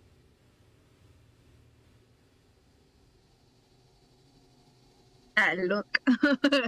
I am watching. I am like, I don't like this. I know enough about necromancy that I don't like it. Come on, we can take a couple of skeletons. So you open I don't know it about up. that. You open it up, and there's a body inside. It is a skeleton, and in one hand is a short sword, and as light touches it, you see it move. Let's What's go in there? ahead and roll initiative. As the Initiative. sword No. lifts Oh my up, God. and the skeleton sits up. I have to remember where initiative is. There. Wow. How is that? Okay. Moira, it's you. You noticed first. You're the farthest away too. Also, strong boy too. Both at 3. Yeah. We have very little brain cell. You're both like skeleton. What? Draco's sitting over here in the desert making a sledgehammer. He's and getting Yeah, slowly buried by Yeah, the you're sand. busy. all Yeah. the while thinking, I sure hope my friends are okay. It's okay. Surely At least the they camel's wouldn't not do here. something. Surely they wouldn't do something potentially life-threatening without me. No, never. Ah, the danger music. So, the skeleton sits up, sword in hand, and it extends the sword, the point of the sword, towards you guys. You see its mouth open. The lower jaw just kind of opens up. No sound comes out, but it will half of its movement to get out, and it moves right towards you, Altath. Oh, glorious. And it will swing that sword. You swing me right round, baby, right. Oh, I didn't mean to roll that public, but we'll just roll with it. It's an 11. That meets your armor class, so it will hit. Oh, glorious. You'll take a total of 6 piercing damage as it thrusts it towards you. Feel it not fully penetrate, but it definitely like swipes past your midsection. Okay. And yeah, it's very angry. Seems to be after you. That makes sense since I opened it. But that is its turn. Actually, yeah, no, it's gonna stay put. More. I want to do a ray of frost on it, which is that. And also, since I'm a level 5, I'm guessing that 2d8 is what I should be going by. Yep, that is accurate. Is that Okay, gonna so- affect Altath? I don't think so. Okay. Make a spell, it'll hit the heart. Yeah, it should be Okay. fine. Okay. So, attack. Yeah. 22 connects. As Oh, you I hope it does. release this frosty beam. Connects in the chest of the skeleton. You can see the bones just kind of start to freeze over, frost up a bit. You will do and you can see the bones just start to, they appear very fragile at this point. Bones start to kind of fall off. Seems like he is potentially struggling to stand, but he could be. I mean, he's dead. Probably been laying there for a while. It's been a while since. Up. Anything else? No, that'll be it. Bob, it's undead here. Necromancy, fear it. They'll touch. Here we go. Wow. We all chilling it. 18. Well, chill touch is cool though. 18 will connect. Again, Chill touch means that if another, it tries to attack me, it's got disadvantage. Because it's time. undead. Yeah, this time it's blue frosty hand swipes at it. Yeah. Go ahead and roll your damage. Come on. I like 2d8s. And that'll be enough. And if it had To survived, it would drop it. have had disadvantage for its next attacks. It drops. Note to it. self: don't open suspicious looking crypts. Or pick up crystals. To be fair, everything around us is suspicious. Svamp, If we're not- anything else? Anything else you'd like to do? Well, this doesn't need to be on like a combat turn.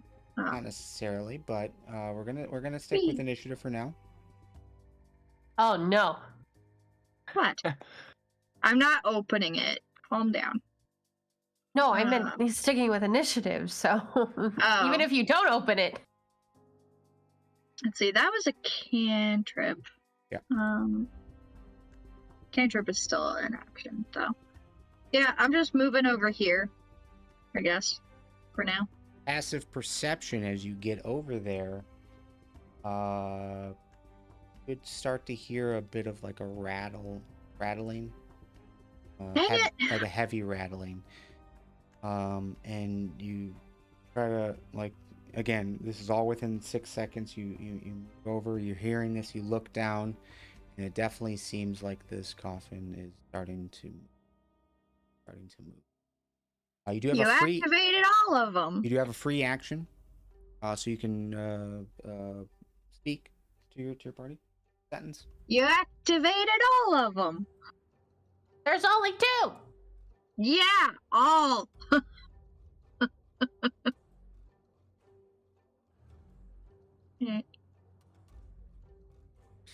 Altoth. Yeah, you're feeling that sort of attack is definitely rough. It wasn't like a clean cut. Yeah, Looking that down hurt. at the sword. Looks a bit rusty, old, jagged. But you turn and you hear Svamp saying you've activated all of them. She is looking down at this coffin.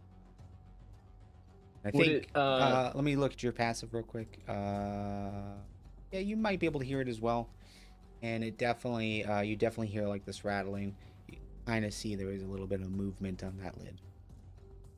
Okay, so can I maybe move behind the sarcophagus and try to hold down the lid? Sure.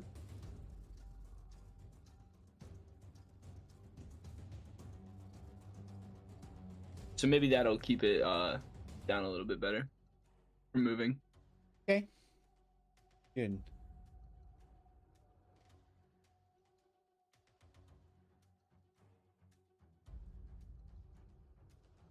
Anything you're saying? So I basically just tell everyone else that I'm gonna try to hold it down. Maybe asks for some assistance.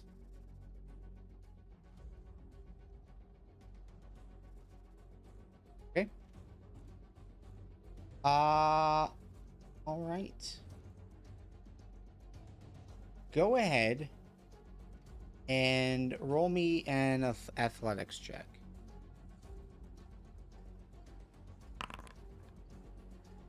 Glorious. EM inspiration, maybe? Or no, never mind. I already rolling.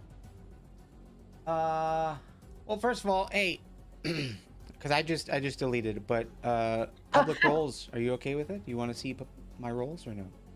Since I I've don't already shown you mind. some. What about me? So it was a 16. I It's deleted kinda cool. it out of habit. But okay. All right. So I rolled a 16. So as you're holding down this lid, you're just feeling this power underneath it, and it is going to push it up and over, pushing you back as well. So you're going to kind of get pushed off here, and another skeleton is going to rise. This You look one different. is wearing something on its head, kind of like a crown, but not as intricate. Seems to have like side plates that cover its ears, so maybe it was like some kind of helmet of some kind. But it is going to yeah, it's going to push it off to the side. And again, this one does have a sword. This sword looks much larger. A great sword. And it is going to use its movement to step out to the Like that. Don't like that. Moira. Okay, this time, let me click. Why isn't it clicking? There. Second time. I guess that doesn't matter. So I guess my cantrips are better this time. Interesting.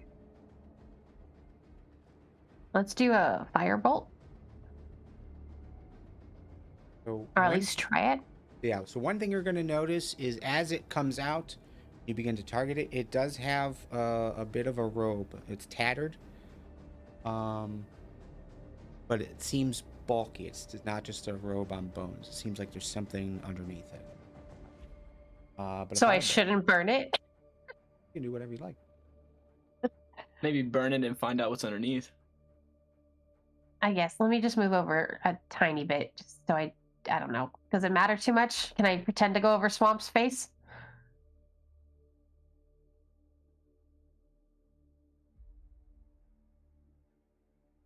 As far as move through her space? With the spell, if I get Oh. it, does it matter? No, yeah, you've got openings here.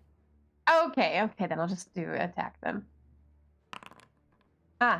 21 will connect.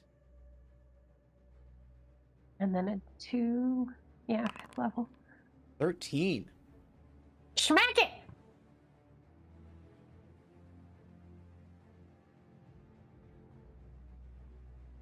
So will connect, and the robe catches fire and begins to burn away.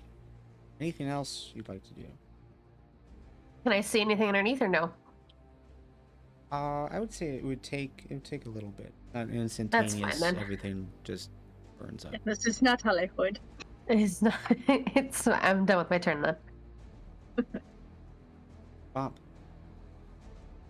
First things first, I have Halo of Spores reaction. Why does it give me it spored?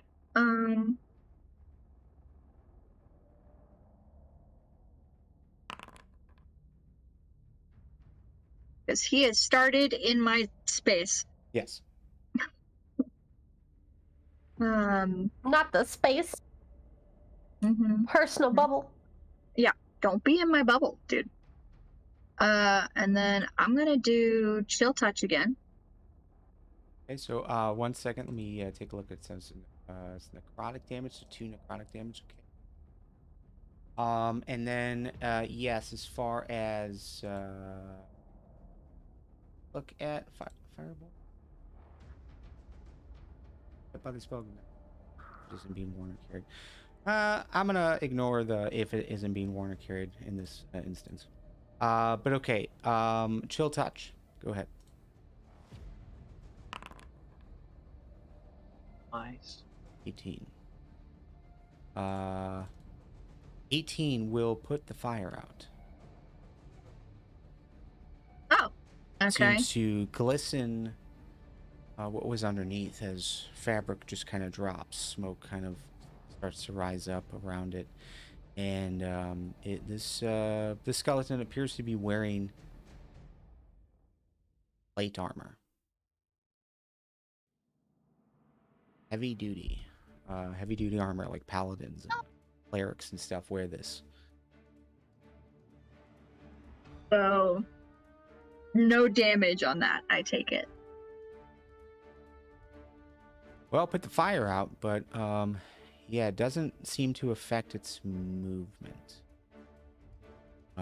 Actually, no, I'm sorry. It meets, it beats it. Yeah. So yeah, it does cover it in frost as well. Go ahead and roll your damage.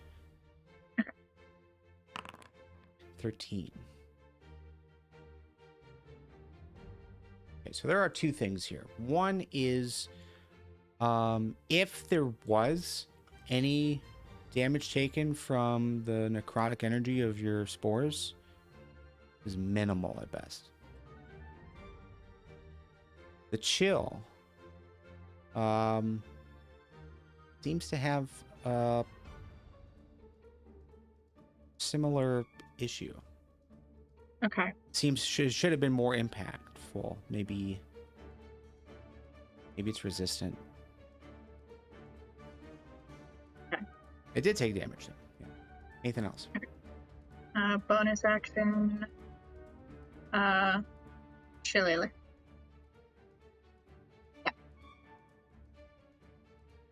Very good. Elta. So, I'm gonna try to draw my short sword and stab him. Okay. We do use flanking rules in here for the time being. Okay. Which means if you get right here, you can roll at advantage. All right, so I'll do that.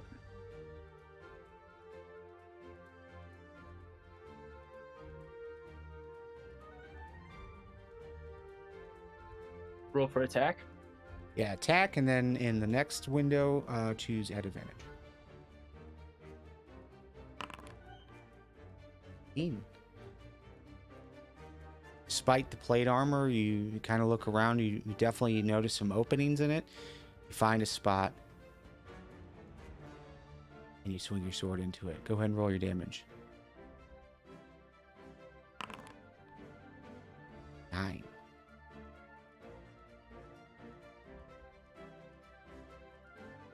Oops. Okay, again, this is all just something you guys are noticing as you're looking around, as you're getting comfortable with one another and seeing what each other can do. I would say, as you swing through and try to pierce something, there isn't much there to pierce, right? So you can get a bone, but doesn't seem like as fragile as the other one. The other one dropped pretty quickly.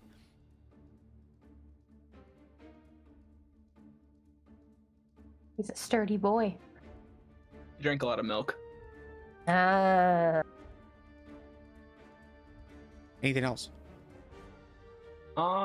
Actually, maybe I could use my flurry of blows. It's a bonus action, I believe. Check.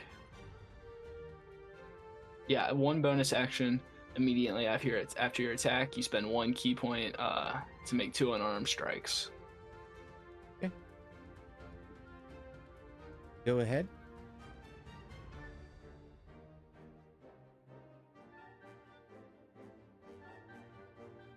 Again, you can roll at advantage. So what you're going to do in your inventory, under weapons, you have unarmed strike. Okay. You can use that as your attack.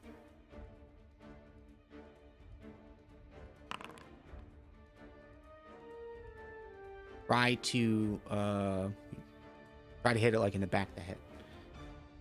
But there is a little bit of armor there on its helmet that's wearing. You just kind of like you're trying to find the opening between the edge of the helmet and the neck, the top of the plate mail, and you hit the armor. Does not seem to affect it. That's all I have. So Flurry of Blows is 2 attacks, I believe, right? Oh, that's right. Yeah. 22 connects though. There we go. This time, yeah, you know where to hit.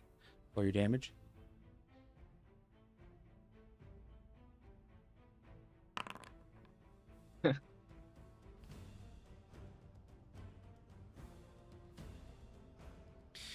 And you break a little bit of a bone off in the back of the neck towards the spine area. You can see it jostles its head forward as you do. Not by much. Anything else? Nope, that's it. Alright, well, it seems angry at this situation, being disturbed and all, and now being punched and hit with stuff. So it is going to attack. It has a great sword, and it's going to swing it twice. The first one towards Svamp, and actually, the circle of spores. It's been a while. Can you remind me if it starts its turn in that? Does anything happen? Yes. Let me just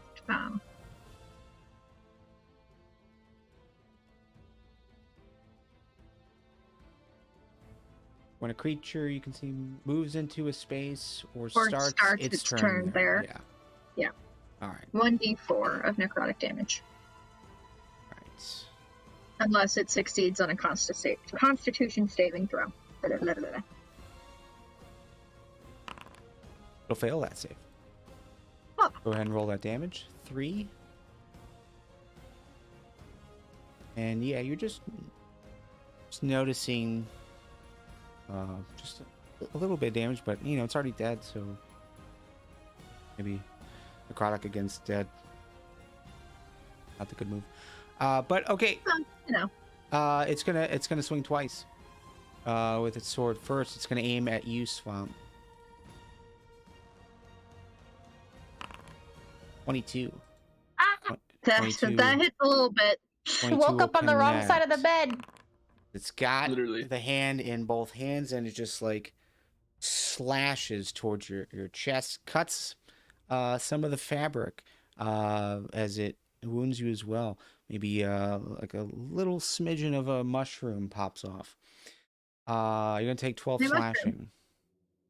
Okay. And as he swings through, he moves with it, and he's gonna swipe up on you, Althoff. Glorious. Oof, that was a nat 20. That's a nat 20, and we've got max damage on one of those rolls. So the base roll is max damage. So this could be bad. This could be bad. Come on, dying's having fun. 11. It might have been coming Okay. sooner than you thought. Yeah. Oh, I'm sorry. I didn't roll max damage. So what is so 12 plus 6, 12 plus 6, 18. 18. 20. I can't math.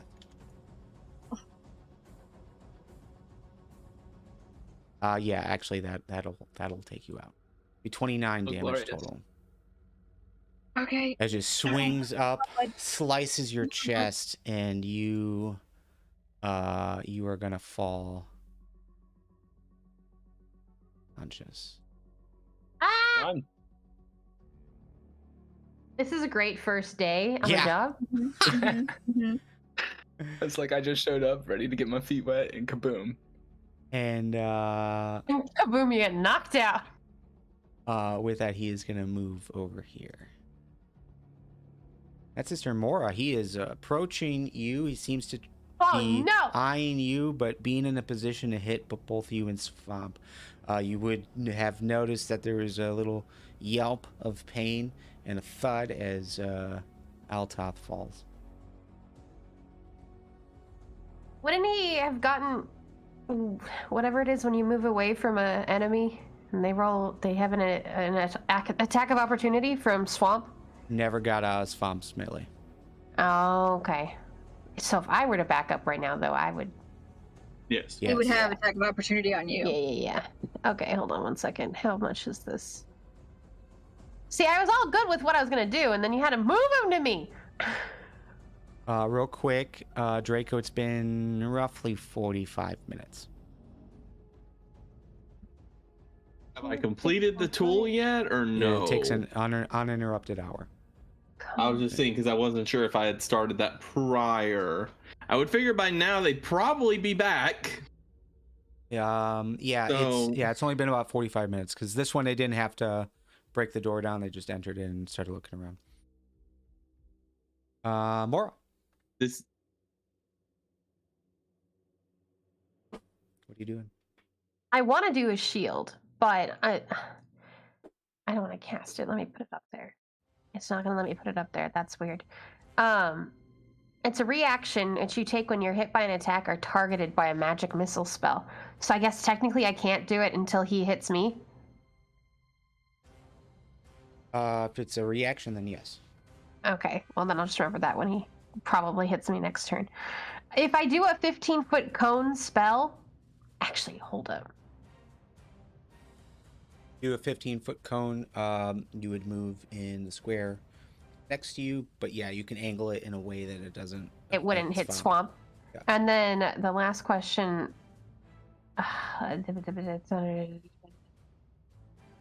Do I know how close to death this guy, or can I have an inkling? Or nope? I mean, it's already dead, right? Yeah. Yeah, I would say you. It's undetermined because Okay. you know, yeah, like this just started. It's wearing armor, so you're not really seeing much as far as body. Okay, well then, what I'll do for now, since I still have the shield option, if he's alive and he hits me, I'll do Burning Hands attack for a 15-foot cone, which would be a first level spell. that hit Swamp. No, I'm moving. Yeah, we're gonna position it. How do I move that? I tried to. I'm aiming at a wall. Yeah, yeah, you can rotate it. So rotate it. And Oh, you have to click on the dot because I couldn't even see that dot. no, you click on the token, little starburst token, and then control, then mouse wheel. Oh, control. Okay, that would make sense then. And But okay, burning hands. 3d6 fire And- damage on a failed save, or half if they succeed. Already saving throw. Mm-hmm. 16. I think that's So he did succeed, so he only gets half. Yes. Ugh. Half a 7.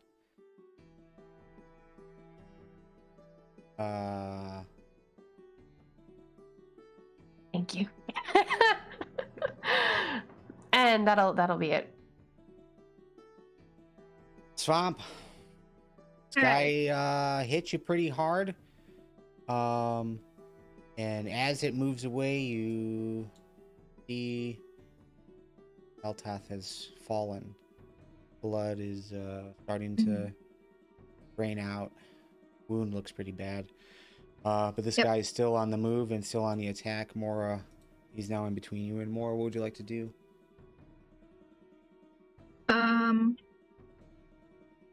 First thing is my reaction, which is Halo of Spores.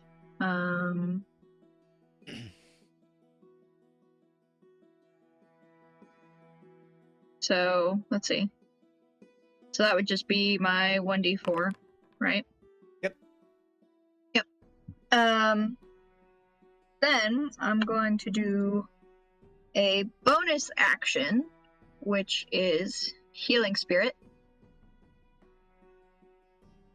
We're Why going do to you put heal? that. Oh yeah. I'm going to put that right on our good new friend. It's right on him. Good new knocked out sleepy friend. Yeah. Definitely He not doesn't even have bleeding to out. do anything. It's right there. As long as he's in that cube, right? Wait, hold up. Sorry, I have a potion of healing. We can get it to Turn him there. eventually. But I have a potion of hide from undead. Yes. Well, bought that. well, you know. Even useful. I believe know. a few of you have that. I think our whole yeah. Swamp, I think you got one. It's not in my inventory. Not me.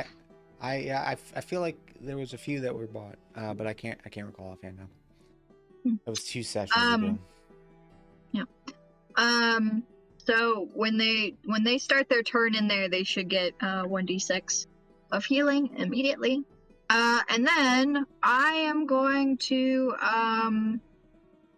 quarterstaff because that is imbued with shillelagh. So Yeah. attack. Bonk it. Good. I don't know if that hits. Yeah, give me 1 second. I just want to verify shillelagh, the wood. Attack and damage roll. So, actually, what you're gonna do is, we'll ignore this roll. Reroll shillelagh, but don't.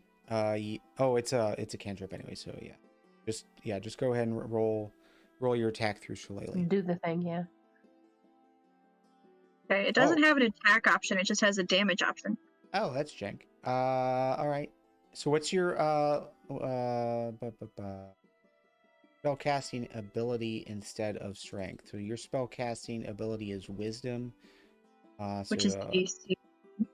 so +2 instead of a +1. So it would be a 15 in that. But a 15 as you swing this towards him, it kind of clanks off his armor and he tilts his head back towards you, but it doesn't seem to have affected him. Okay. So no damage on that one. Correct. Right. Well, that would be my turn because that's reaction, action, and bonus action all taken care of there. Look at you doing the things. Mm-hmm. All right. Altaf. In normal cases, you would take a death saving throw here, but because you got healing spirits around you, Svamp, go ahead and roll that D6. And then this can heal for a total of thank you. three times. So yeah, you're gonna take 6 health back. You're no longer unconscious. Since that happened at the start of your turn, like you just kind of like your eyes just open up and you realize you're on the ground. Like it's almost like you were holding your breath or something. So you let out a big yellow glow, and you see this nice, lovely lady going, "Hello." Yeah, there's like a flying Tweety bird around you. I think maybe you got knocked out or something. It's gonna go with like an alley or something, like a wisp. Yeah. But okay. But yeah, you can stand up and take your normal actions. You're still knocked prone, so half your movement to stand up, but. So I'm a little bit rattled after being, knocked out. So I'm gonna try to throw the dart, at least one of the darts. I should also tell you that you have. I didn't add this to your sheet, so I'll go ahead and do it now. But you came equipped with a potion of healing. Oh, sweet. Oh, And we've got a special house rule for that. So if you use a bonus action to drink it, take the max. So 8 plus 2, so 10. Was it bonus action? I thought it was just plain action. Yeah, let me look at this again. House rule.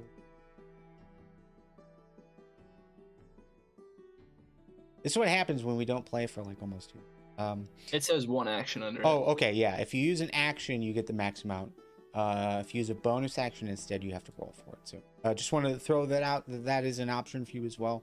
But yes, you can stand up. You can throw a dart. Okay, so I am definitely going to throw the dart, and then I'll save the potion for a bonus action. Okay.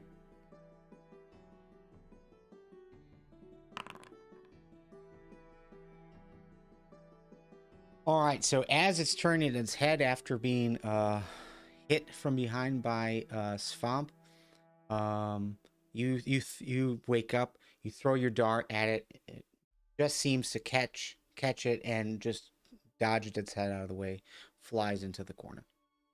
But it will miss. Glorious. So then, for my bonus action, I'll take the potion of healing. Okay. So it is in your character sheet. There should be a dice that will roll for you. 6. You're gonna take six additional healing here. Sweet.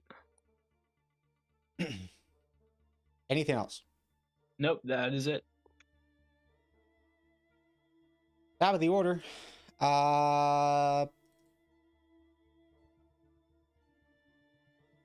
This guy is looking at the situation.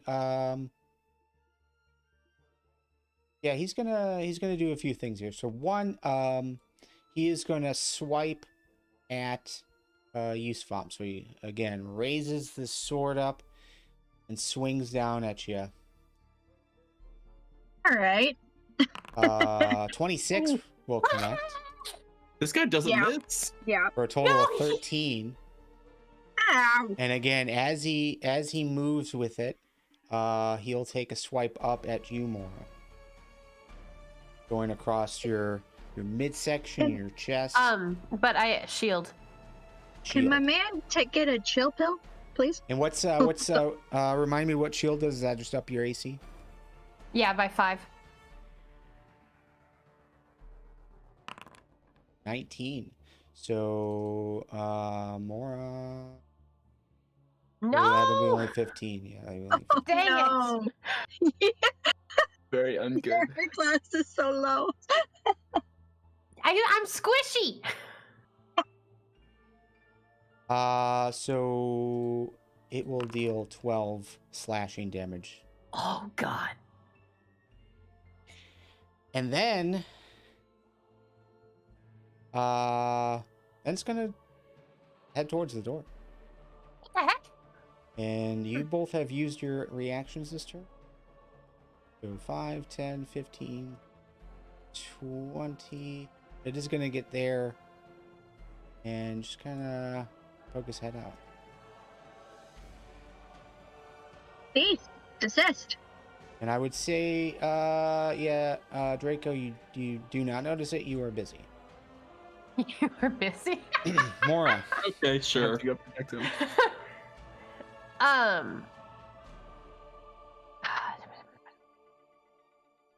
Need 3D. Okay. 90 feet, 10-foot sphere. I need to get within 10 feet of him.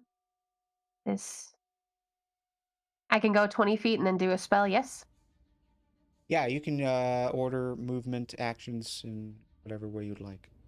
Okay. I'm gonna run up to this guy, Gonna get basically right up say on him. hi, Oh, and then Lord. do a thunder step right on his face and teleport outside.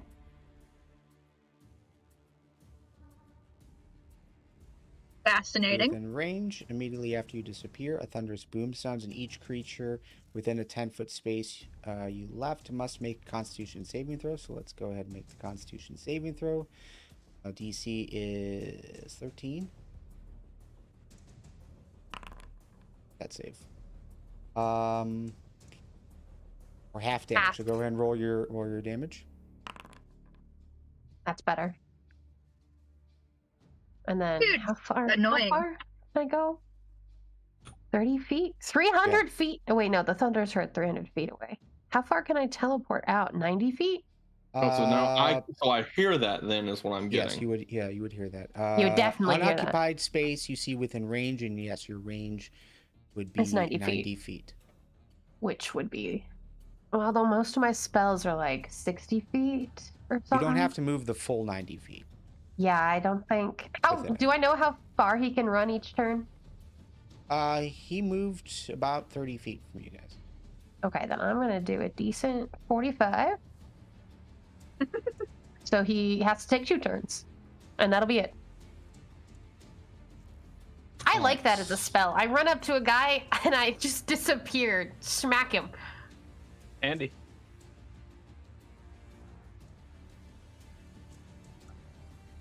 Okay, Moira. Oh, free action. Anything you're doing, Moira, while you're out there? I can see You look Draco around- from here. Yeah, you look around, you see Draco. He is sitting, working away at this tool. Okay, I'm just hoping Okay. we can stop him before it gets there. Yeah, because we would like those tools. Yeah, I Yeah. would By your say. assistance, you we do- can restart this and just wait. Yeah, No. I would say your big boom was heard. You see Draco kind of look up and start looking around for where the sound I'm just came gonna from. yell, Draco, it's okay. We got this. And I look over to see Moira moderately damaged and Moderately. Just an arm dislocated, don't mind me. It's All fine. right. It's not concerning at all. and just turn Svamp. back to my tools. Okay, sounds good. Svamp. Good boy. Yeah, hi. Let's see.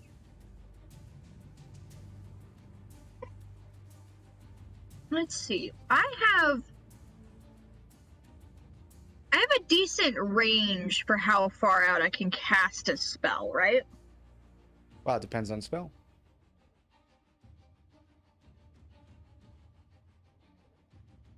Right, I'm gonna put this in the. Is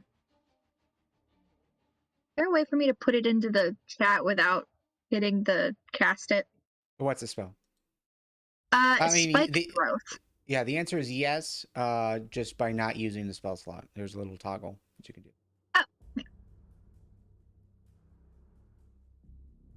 There you go.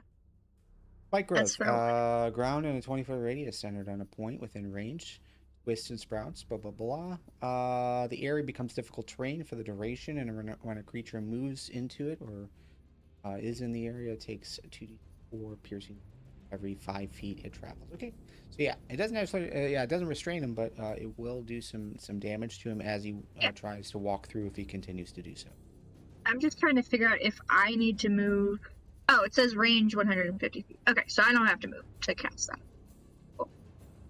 Okay, let me go ahead and let's see. He's trying to get out, so I'm actually going to put that there.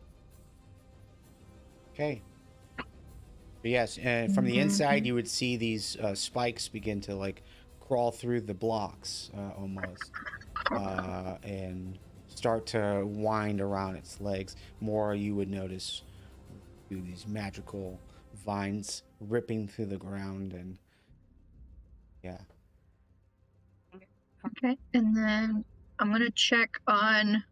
I'm getting closer to Altath, and I'm checking on him. Like, you good, dude? How are you? You dying? How you feeling, bud? Feeling better, feeling better. That potion definitely helped. Yeah, Spirit, yeah. Well, because you're still in the glowy health. Do you need more health? Let me check. I don't think so. I should be No? fine. I'm still prone, aren't I? Oh, actually, no. You've stood up to throw that dart. One thing I do need to check, and that is healing spirit. Healing spirit is concentration, so it's no longer in existence. Yeah, it's no longer in existence never mind. because spike growth is Oh. now concentration. Would that affect? Would that affect this? No, I'm pretty Okay. determined to not let that dude go do whatever he's trying to do. I don't like that Okay. dude. Do you need my health potion? Is what I'm trying to ask this guy. No, Okay. I'm good. So again, all this is happening at 6 seconds, so you can hold out the health potion, ask if he wants to take it, but it'll be his. I'm talking very his turn quickly. before he can respond. Yeah. Okay. But Altoth, you've been offered a potion. Are you taking it, or are you moving? Or are you doing something? I'm not gonna take it. I'm pretty good on health right now. I mean, as long as he stays further away, then I'll be good. Cool. So, I'm gonna try to throw another dart at him. Actually, I might Okay. move closer just to get a better angle. Maybe about this far. Okay. But then I'll throw the dart.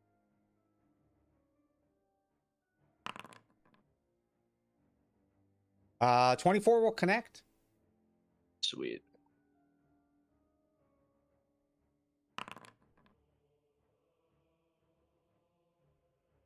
For 7. And again, there's nothing fully to target in, but you do see it like connect and stick into one of the bones in its neck. Okay.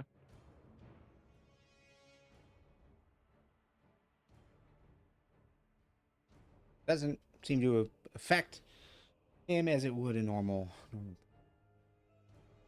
And it looks like he's resistant. They're better with flesh, turns out. Yeah. I think that's all I can really do. All right. Top of the order, Draco. You're sticking. You're listening to instructions and continuing on your merry way. All I see is a moderately damaged Moira and no other threat. Like, I can't see this thing that they're fighting. And she told you to just continue doing your thing. Does he see all of the spikes that appeared out of the earth? Yes. Yeah, I would say you'd be aware that spikes have started to little vines. It's just Vines blinking on owlishly at all these random occurrences. But you're not going to get involved. You're going to follow instructions as they put. For the moment. Okay, well, this guy just got hit in the back of the head. Sees these things move around him. Sees Moira outside. Is going to turn back around. Because of that spike growth, it's every 5 feet of movement. It takes 2d4. Every 5. So roll me 44, please. 4d4. Okay. Yeah, as it will head back in.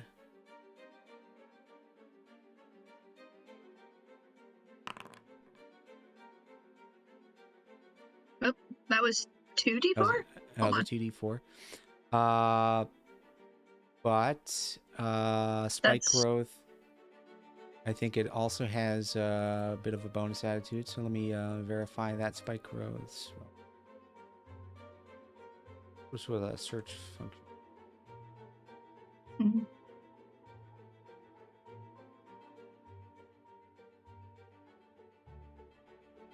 Spike growth is a 2nd level. I wish your spells were in alphabetical order. Okay, so it is. Oh no, it is just 2 books. So go ahead and roll that 2d4 again. Another 4. And it's something. Yeah, it grips onto his legs. It tears the bone. You're seeing some scratches. And it is going to move back in here. You can use a reaction if you'd like to cause it damage, entering into your spores. Yes. Yes, I would like to do that, yes. Don't. And it's going to get right in between you guys. This guy.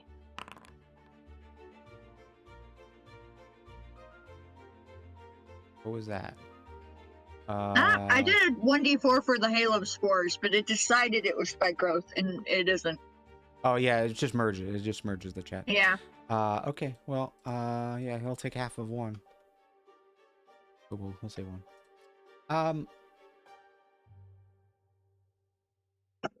He's gonna take a shot at both of you. Great sword against a great sword. First shot against Svamp will miss. Yay! Second shot against Altop will hit. Oh, glorious. 14 slashing. Again, he picks up the sword. You down again? Yeah, he's down again, I think. Wait, no. Do you require assistance? Just give me one more turn. Oh man. I have one OP thing. Yeah. Those So spikes look mighty dangerous. so They were from Swamp. You will fall down prone, but you will also fall unconscious. Fun. Gosh darn it. And that's its turn. Moira, you're still on the outside. You see all these spiky things that popped up, and yeah, it moved away, and it's back inside swinging. Yes, and I have the Necklace of Storms, and one of the spells is Lightning Bolt, which I do not have in my spell book because I haven't added any of the things for Necklace of Storms. But if we could add that, I'd like to perform that. I thought for sure I brought stuff over to you. Well, So- I mean, I have the necklace. I see the spells it does. I just don't have them in my spell book. I thought I dragged them over to you. It's okay. We can do that after. But I'm you glad I want- looked at it because I want Lightning Bolt. Yeah, you want Lightning Bolt, okay. So I'm gonna drag. Well, I'll handle this later. But I'll get those in your sheet for you. So forming a line 100 feet long, 5 foot wide blasts out from you in a direction you choose. Each creature in the line makes a dexterity saving throw, and yeah, it will only strike it. That's perfect. Yeah, it's perfect. It's literally perfect. So I would say a dexterity saving throw, and I'll say also it's at a disadvantage because it's unaware of your situation. It doesn't think I can hit him that far away. 7. It'll miss. I can't. I'm sorry. do It'll this hit. thing, It'll though. hit. Yeah, he'll fail. Go I have ahead to and do a just roll me. 3d8. Well, it's a 8d6. 8d. How do I? Wait, we're doing do- lightning bolt, right? Lightning bolt. How do I roll? I can't put it in the thing because I don't have it in my. Yeah. In the chat, you've got dice at the bottom. The third one is a d8. Just hit that 8 times and then roll it. You know what I'm talking about? 3 In the chat times. box? 8. Yeah. Oh, I'm sorry. It's a hit- d6. It's a square, so it's the second one. And it's hit it 3 8d6. times. 8. 8. It's 8d6. Yeah. There. Yeah. If that doesn't kill him, I swear. Yeah. That's why I said give me one more turn to end it. Get him. Okay. So Get 'em. you finally use your necklace. Got an opening. Try it out. And it obliterates this guy, and he just Oh, collapses. thank goodness. Him dust. Bones Oh. spread out in the room, just explodes. Most of the chest area kept inside of the plate armor, but it just collapses to the ground. Sparks of energy still alive in the armor itself. I can only imagine being Swamp and unconscious over there. Just this lightning bolt right past their face. But that's it. That'll take us out of combat. I like it. I think I'm gonna sit down. I think I'm gonna sit down. I Also, I'm gonna stop concentrating on the. thank you. I got some health potion. I got one health potion. I'm gonna give it to. Friend Moira, I have health potions, many of them. Oh, I'll come out in just a second. Hold on. It is I'm gonna drink using mine. your action, so I would say 10 points of healing to our unconscious friend here. Thank you. Cool. I'm gonna just still- delete it from my inventory then. Yeah, still just sure. Add the 10 points. Yes. Cool. So you open your eyes and you realize you're being force fed a liquid, but Brings you're back some awake. traumatic poisoning memories. You little Oh, no. you cough up a little bit, but you take it all in, and there you are, laying on the ground, dead, large skeleton next to you, great sword on the ground. You two sit tight. I'm gonna search Draco for more health potions. Yeah, I I'm have gonna 3 of drink them. mine. Can I have 2? See, Are Thank you going to you. describe what occurred or no? Asking for friend attention. Moira, you appear to be damaged. Are the others all right? They will be fine. Thank you. They're alive. Your dancing around the issue is not very enticing. Look, it's just a couple of skeletons. We're alive. They just need a little pick me up. Very well. Thank you very much. I know you're almost done with those tools. It's very helpful. Good boy. Right. I've given you 2 potions. Thank or you. I've taken them out of my inventory at least. Okay, so did sunlight activate them, or was it just opening caskets? Like, is it just don't open?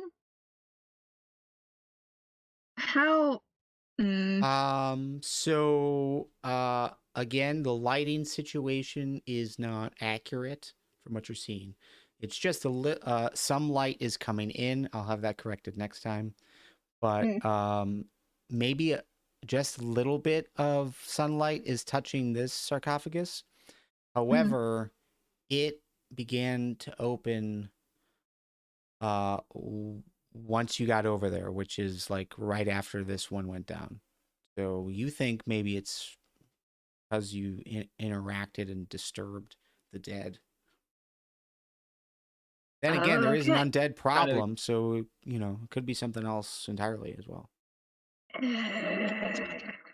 Necromancy is so complicated. I think your understanding of undead, if the dead body has become undead, if it's disturbed, or in this case let out, it will attack. Yeah.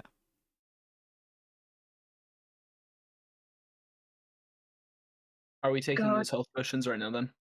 Yes, I please. took mine. Cool. I brought 2 more. Just making sure.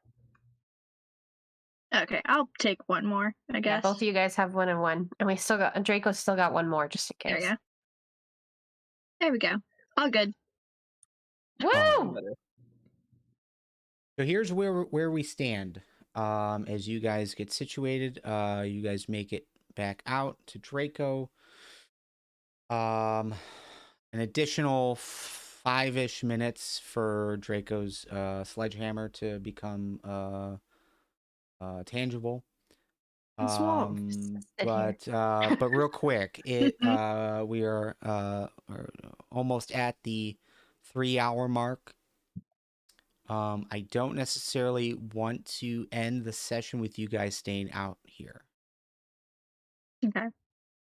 Because I don't know the situation, and that leaves Shinichi unable to come out, or at least I don't know. It'd be. I mean, there's ways, but it'd be odd, and yeah.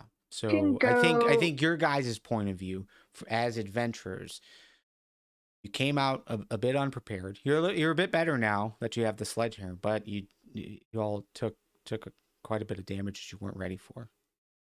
Altoth went down twice. Matic. So what's the conversation as you guys are standing around? Friend Svamp, friend Althak, you appear to have been very damaged.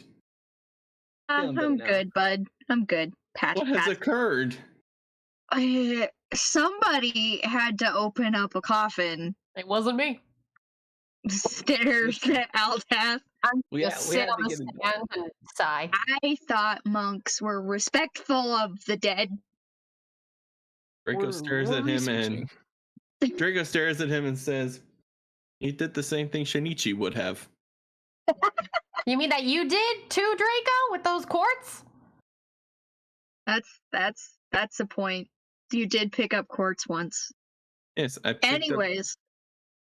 Yes, I did pick up quartz. However, I did not disturb the dead. Researching. You gotta find out what's down there. Come on now. We can take a long rest in the room with the teleporter, or we can go home and get more health potions, because I think we're probably running low now. Down for that. I mean, Um, if we go home, the Adventurers Guild has fried cactus. So yes. Ooh, that And sounds a good. long Bertram could rest. definitely- Camel might like that. A long rest Mhm. requires Yep. at least whatever.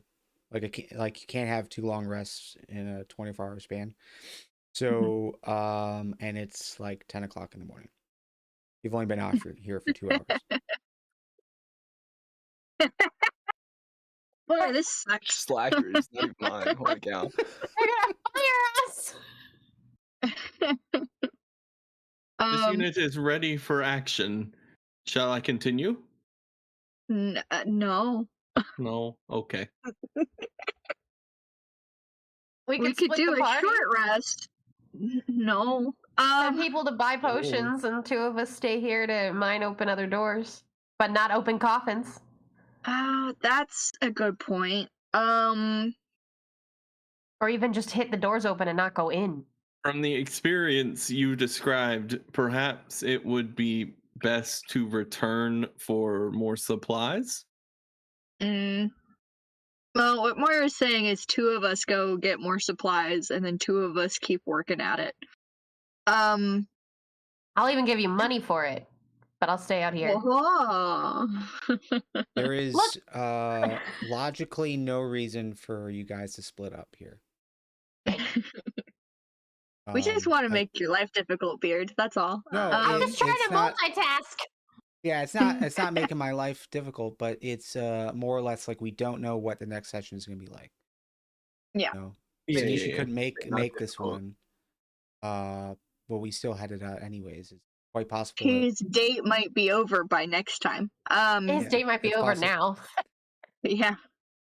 I guess we head back. We head back. We buy stuff. Maybe find Shinichi. Go see friend Bertram. Clearly, we need help. And I think we tell everyone we know not to open coffins. But not the Anyone who boss. will I don't listen. want them to know we came back after an hour. She'd be fine. Yeah. Many undead were found here, apparently. Only 2? One of them hurt a lot. Did we look at his crown? We should remember to look at his crown thing next time. Oh. Might I inspect the remains? We can look now. When we get Well, back. yeah, I would say like you don't have to move. I would say during the few minutes that you guys sat there drinking health potions, collecting yourselves before you headed out. Dylan. Yeah, he had a longsword. A longsword was not rusty. It was different than the other one. The other one was rusted and kind of chipped. This one looked like special. But the crown seemed like more of like a helmet, just like a very like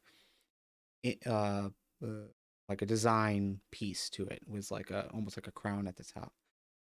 And the plate armor. The plate armor looked pretty solid as well. I would like the plate armor. Of course you would. Oh, so now you're grave robbing, huh?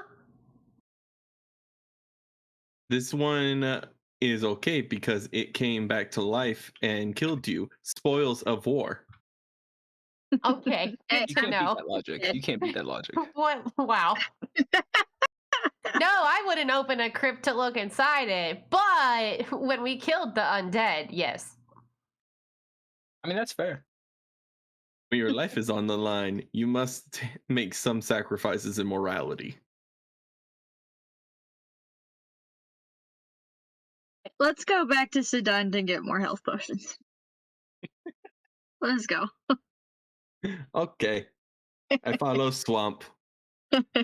Yeah, and to be clear, you've got a teleportation stone to be able to travel back and forth. It's not a don't use this if you don't have to. There's really it's kind of like a no questions asked kind of thing. Like you feel like you need to return. There's no issues.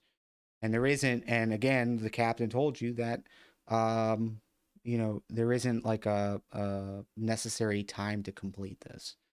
So if you came out for 2 hours, saw a few things, and had to head back to get supplied up, that's within reason.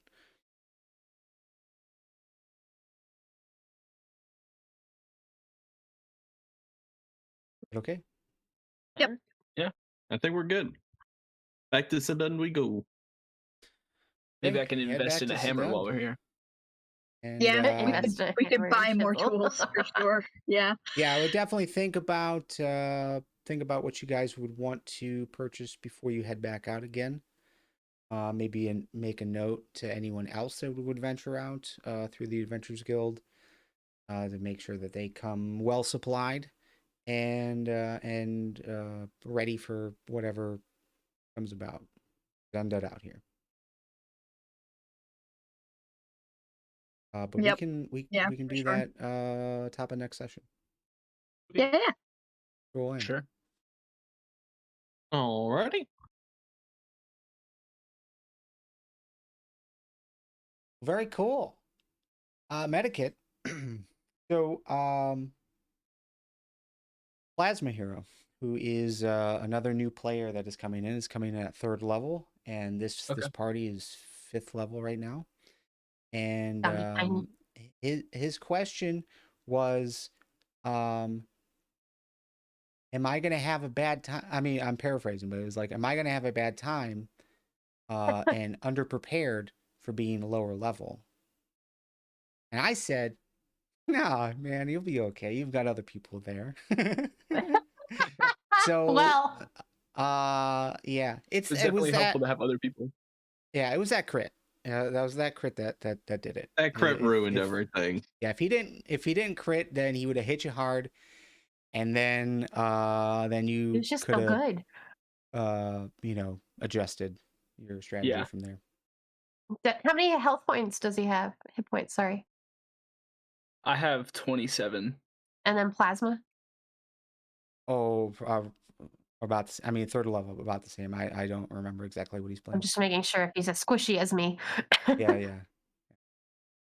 But okay. Public roles, you like that? That's fine by me. It was pretty good, yeah. It was very nice to know our Like the doom mystery- before. I like the mystery of it personally, but if I'm overruled, that's fine. Okay. Well, it was just an accident that it happened. But Either is fun. It adds the randomness. I have been toying Yeah. with the idea of having public roles. I just I like mean, everyone seeing in the it. stream And if I sees was a viewer too, then yeah, everyone in the stream sees it. Okay, then never mind. But yeah, like, does that take anything away from you? Right, No. by seeing the roles as they have. Knowing how bad they crit us.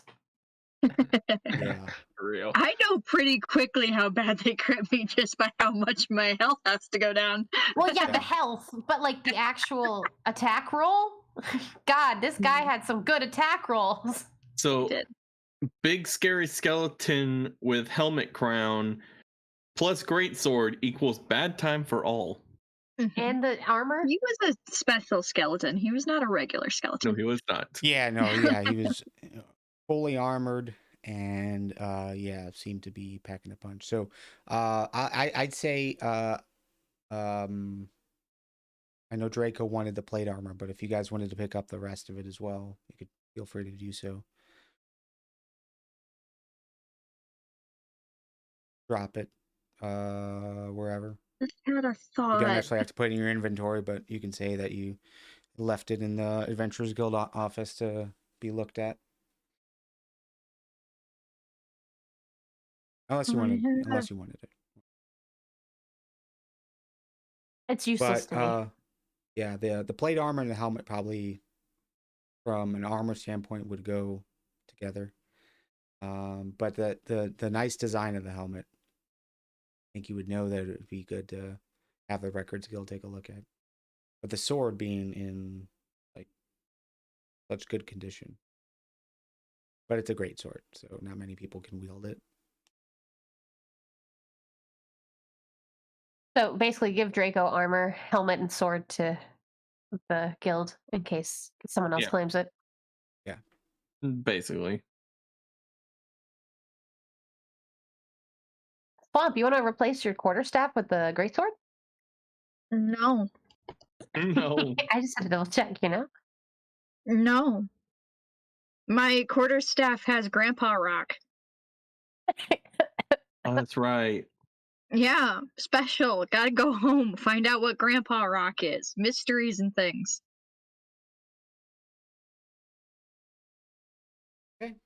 Well, everyone on stream, thank you so much for tuning in. But I think this is where we'll stop for the night. But thanks for everyone coming out. We got rated. That was pretty swell. Do we have anyone?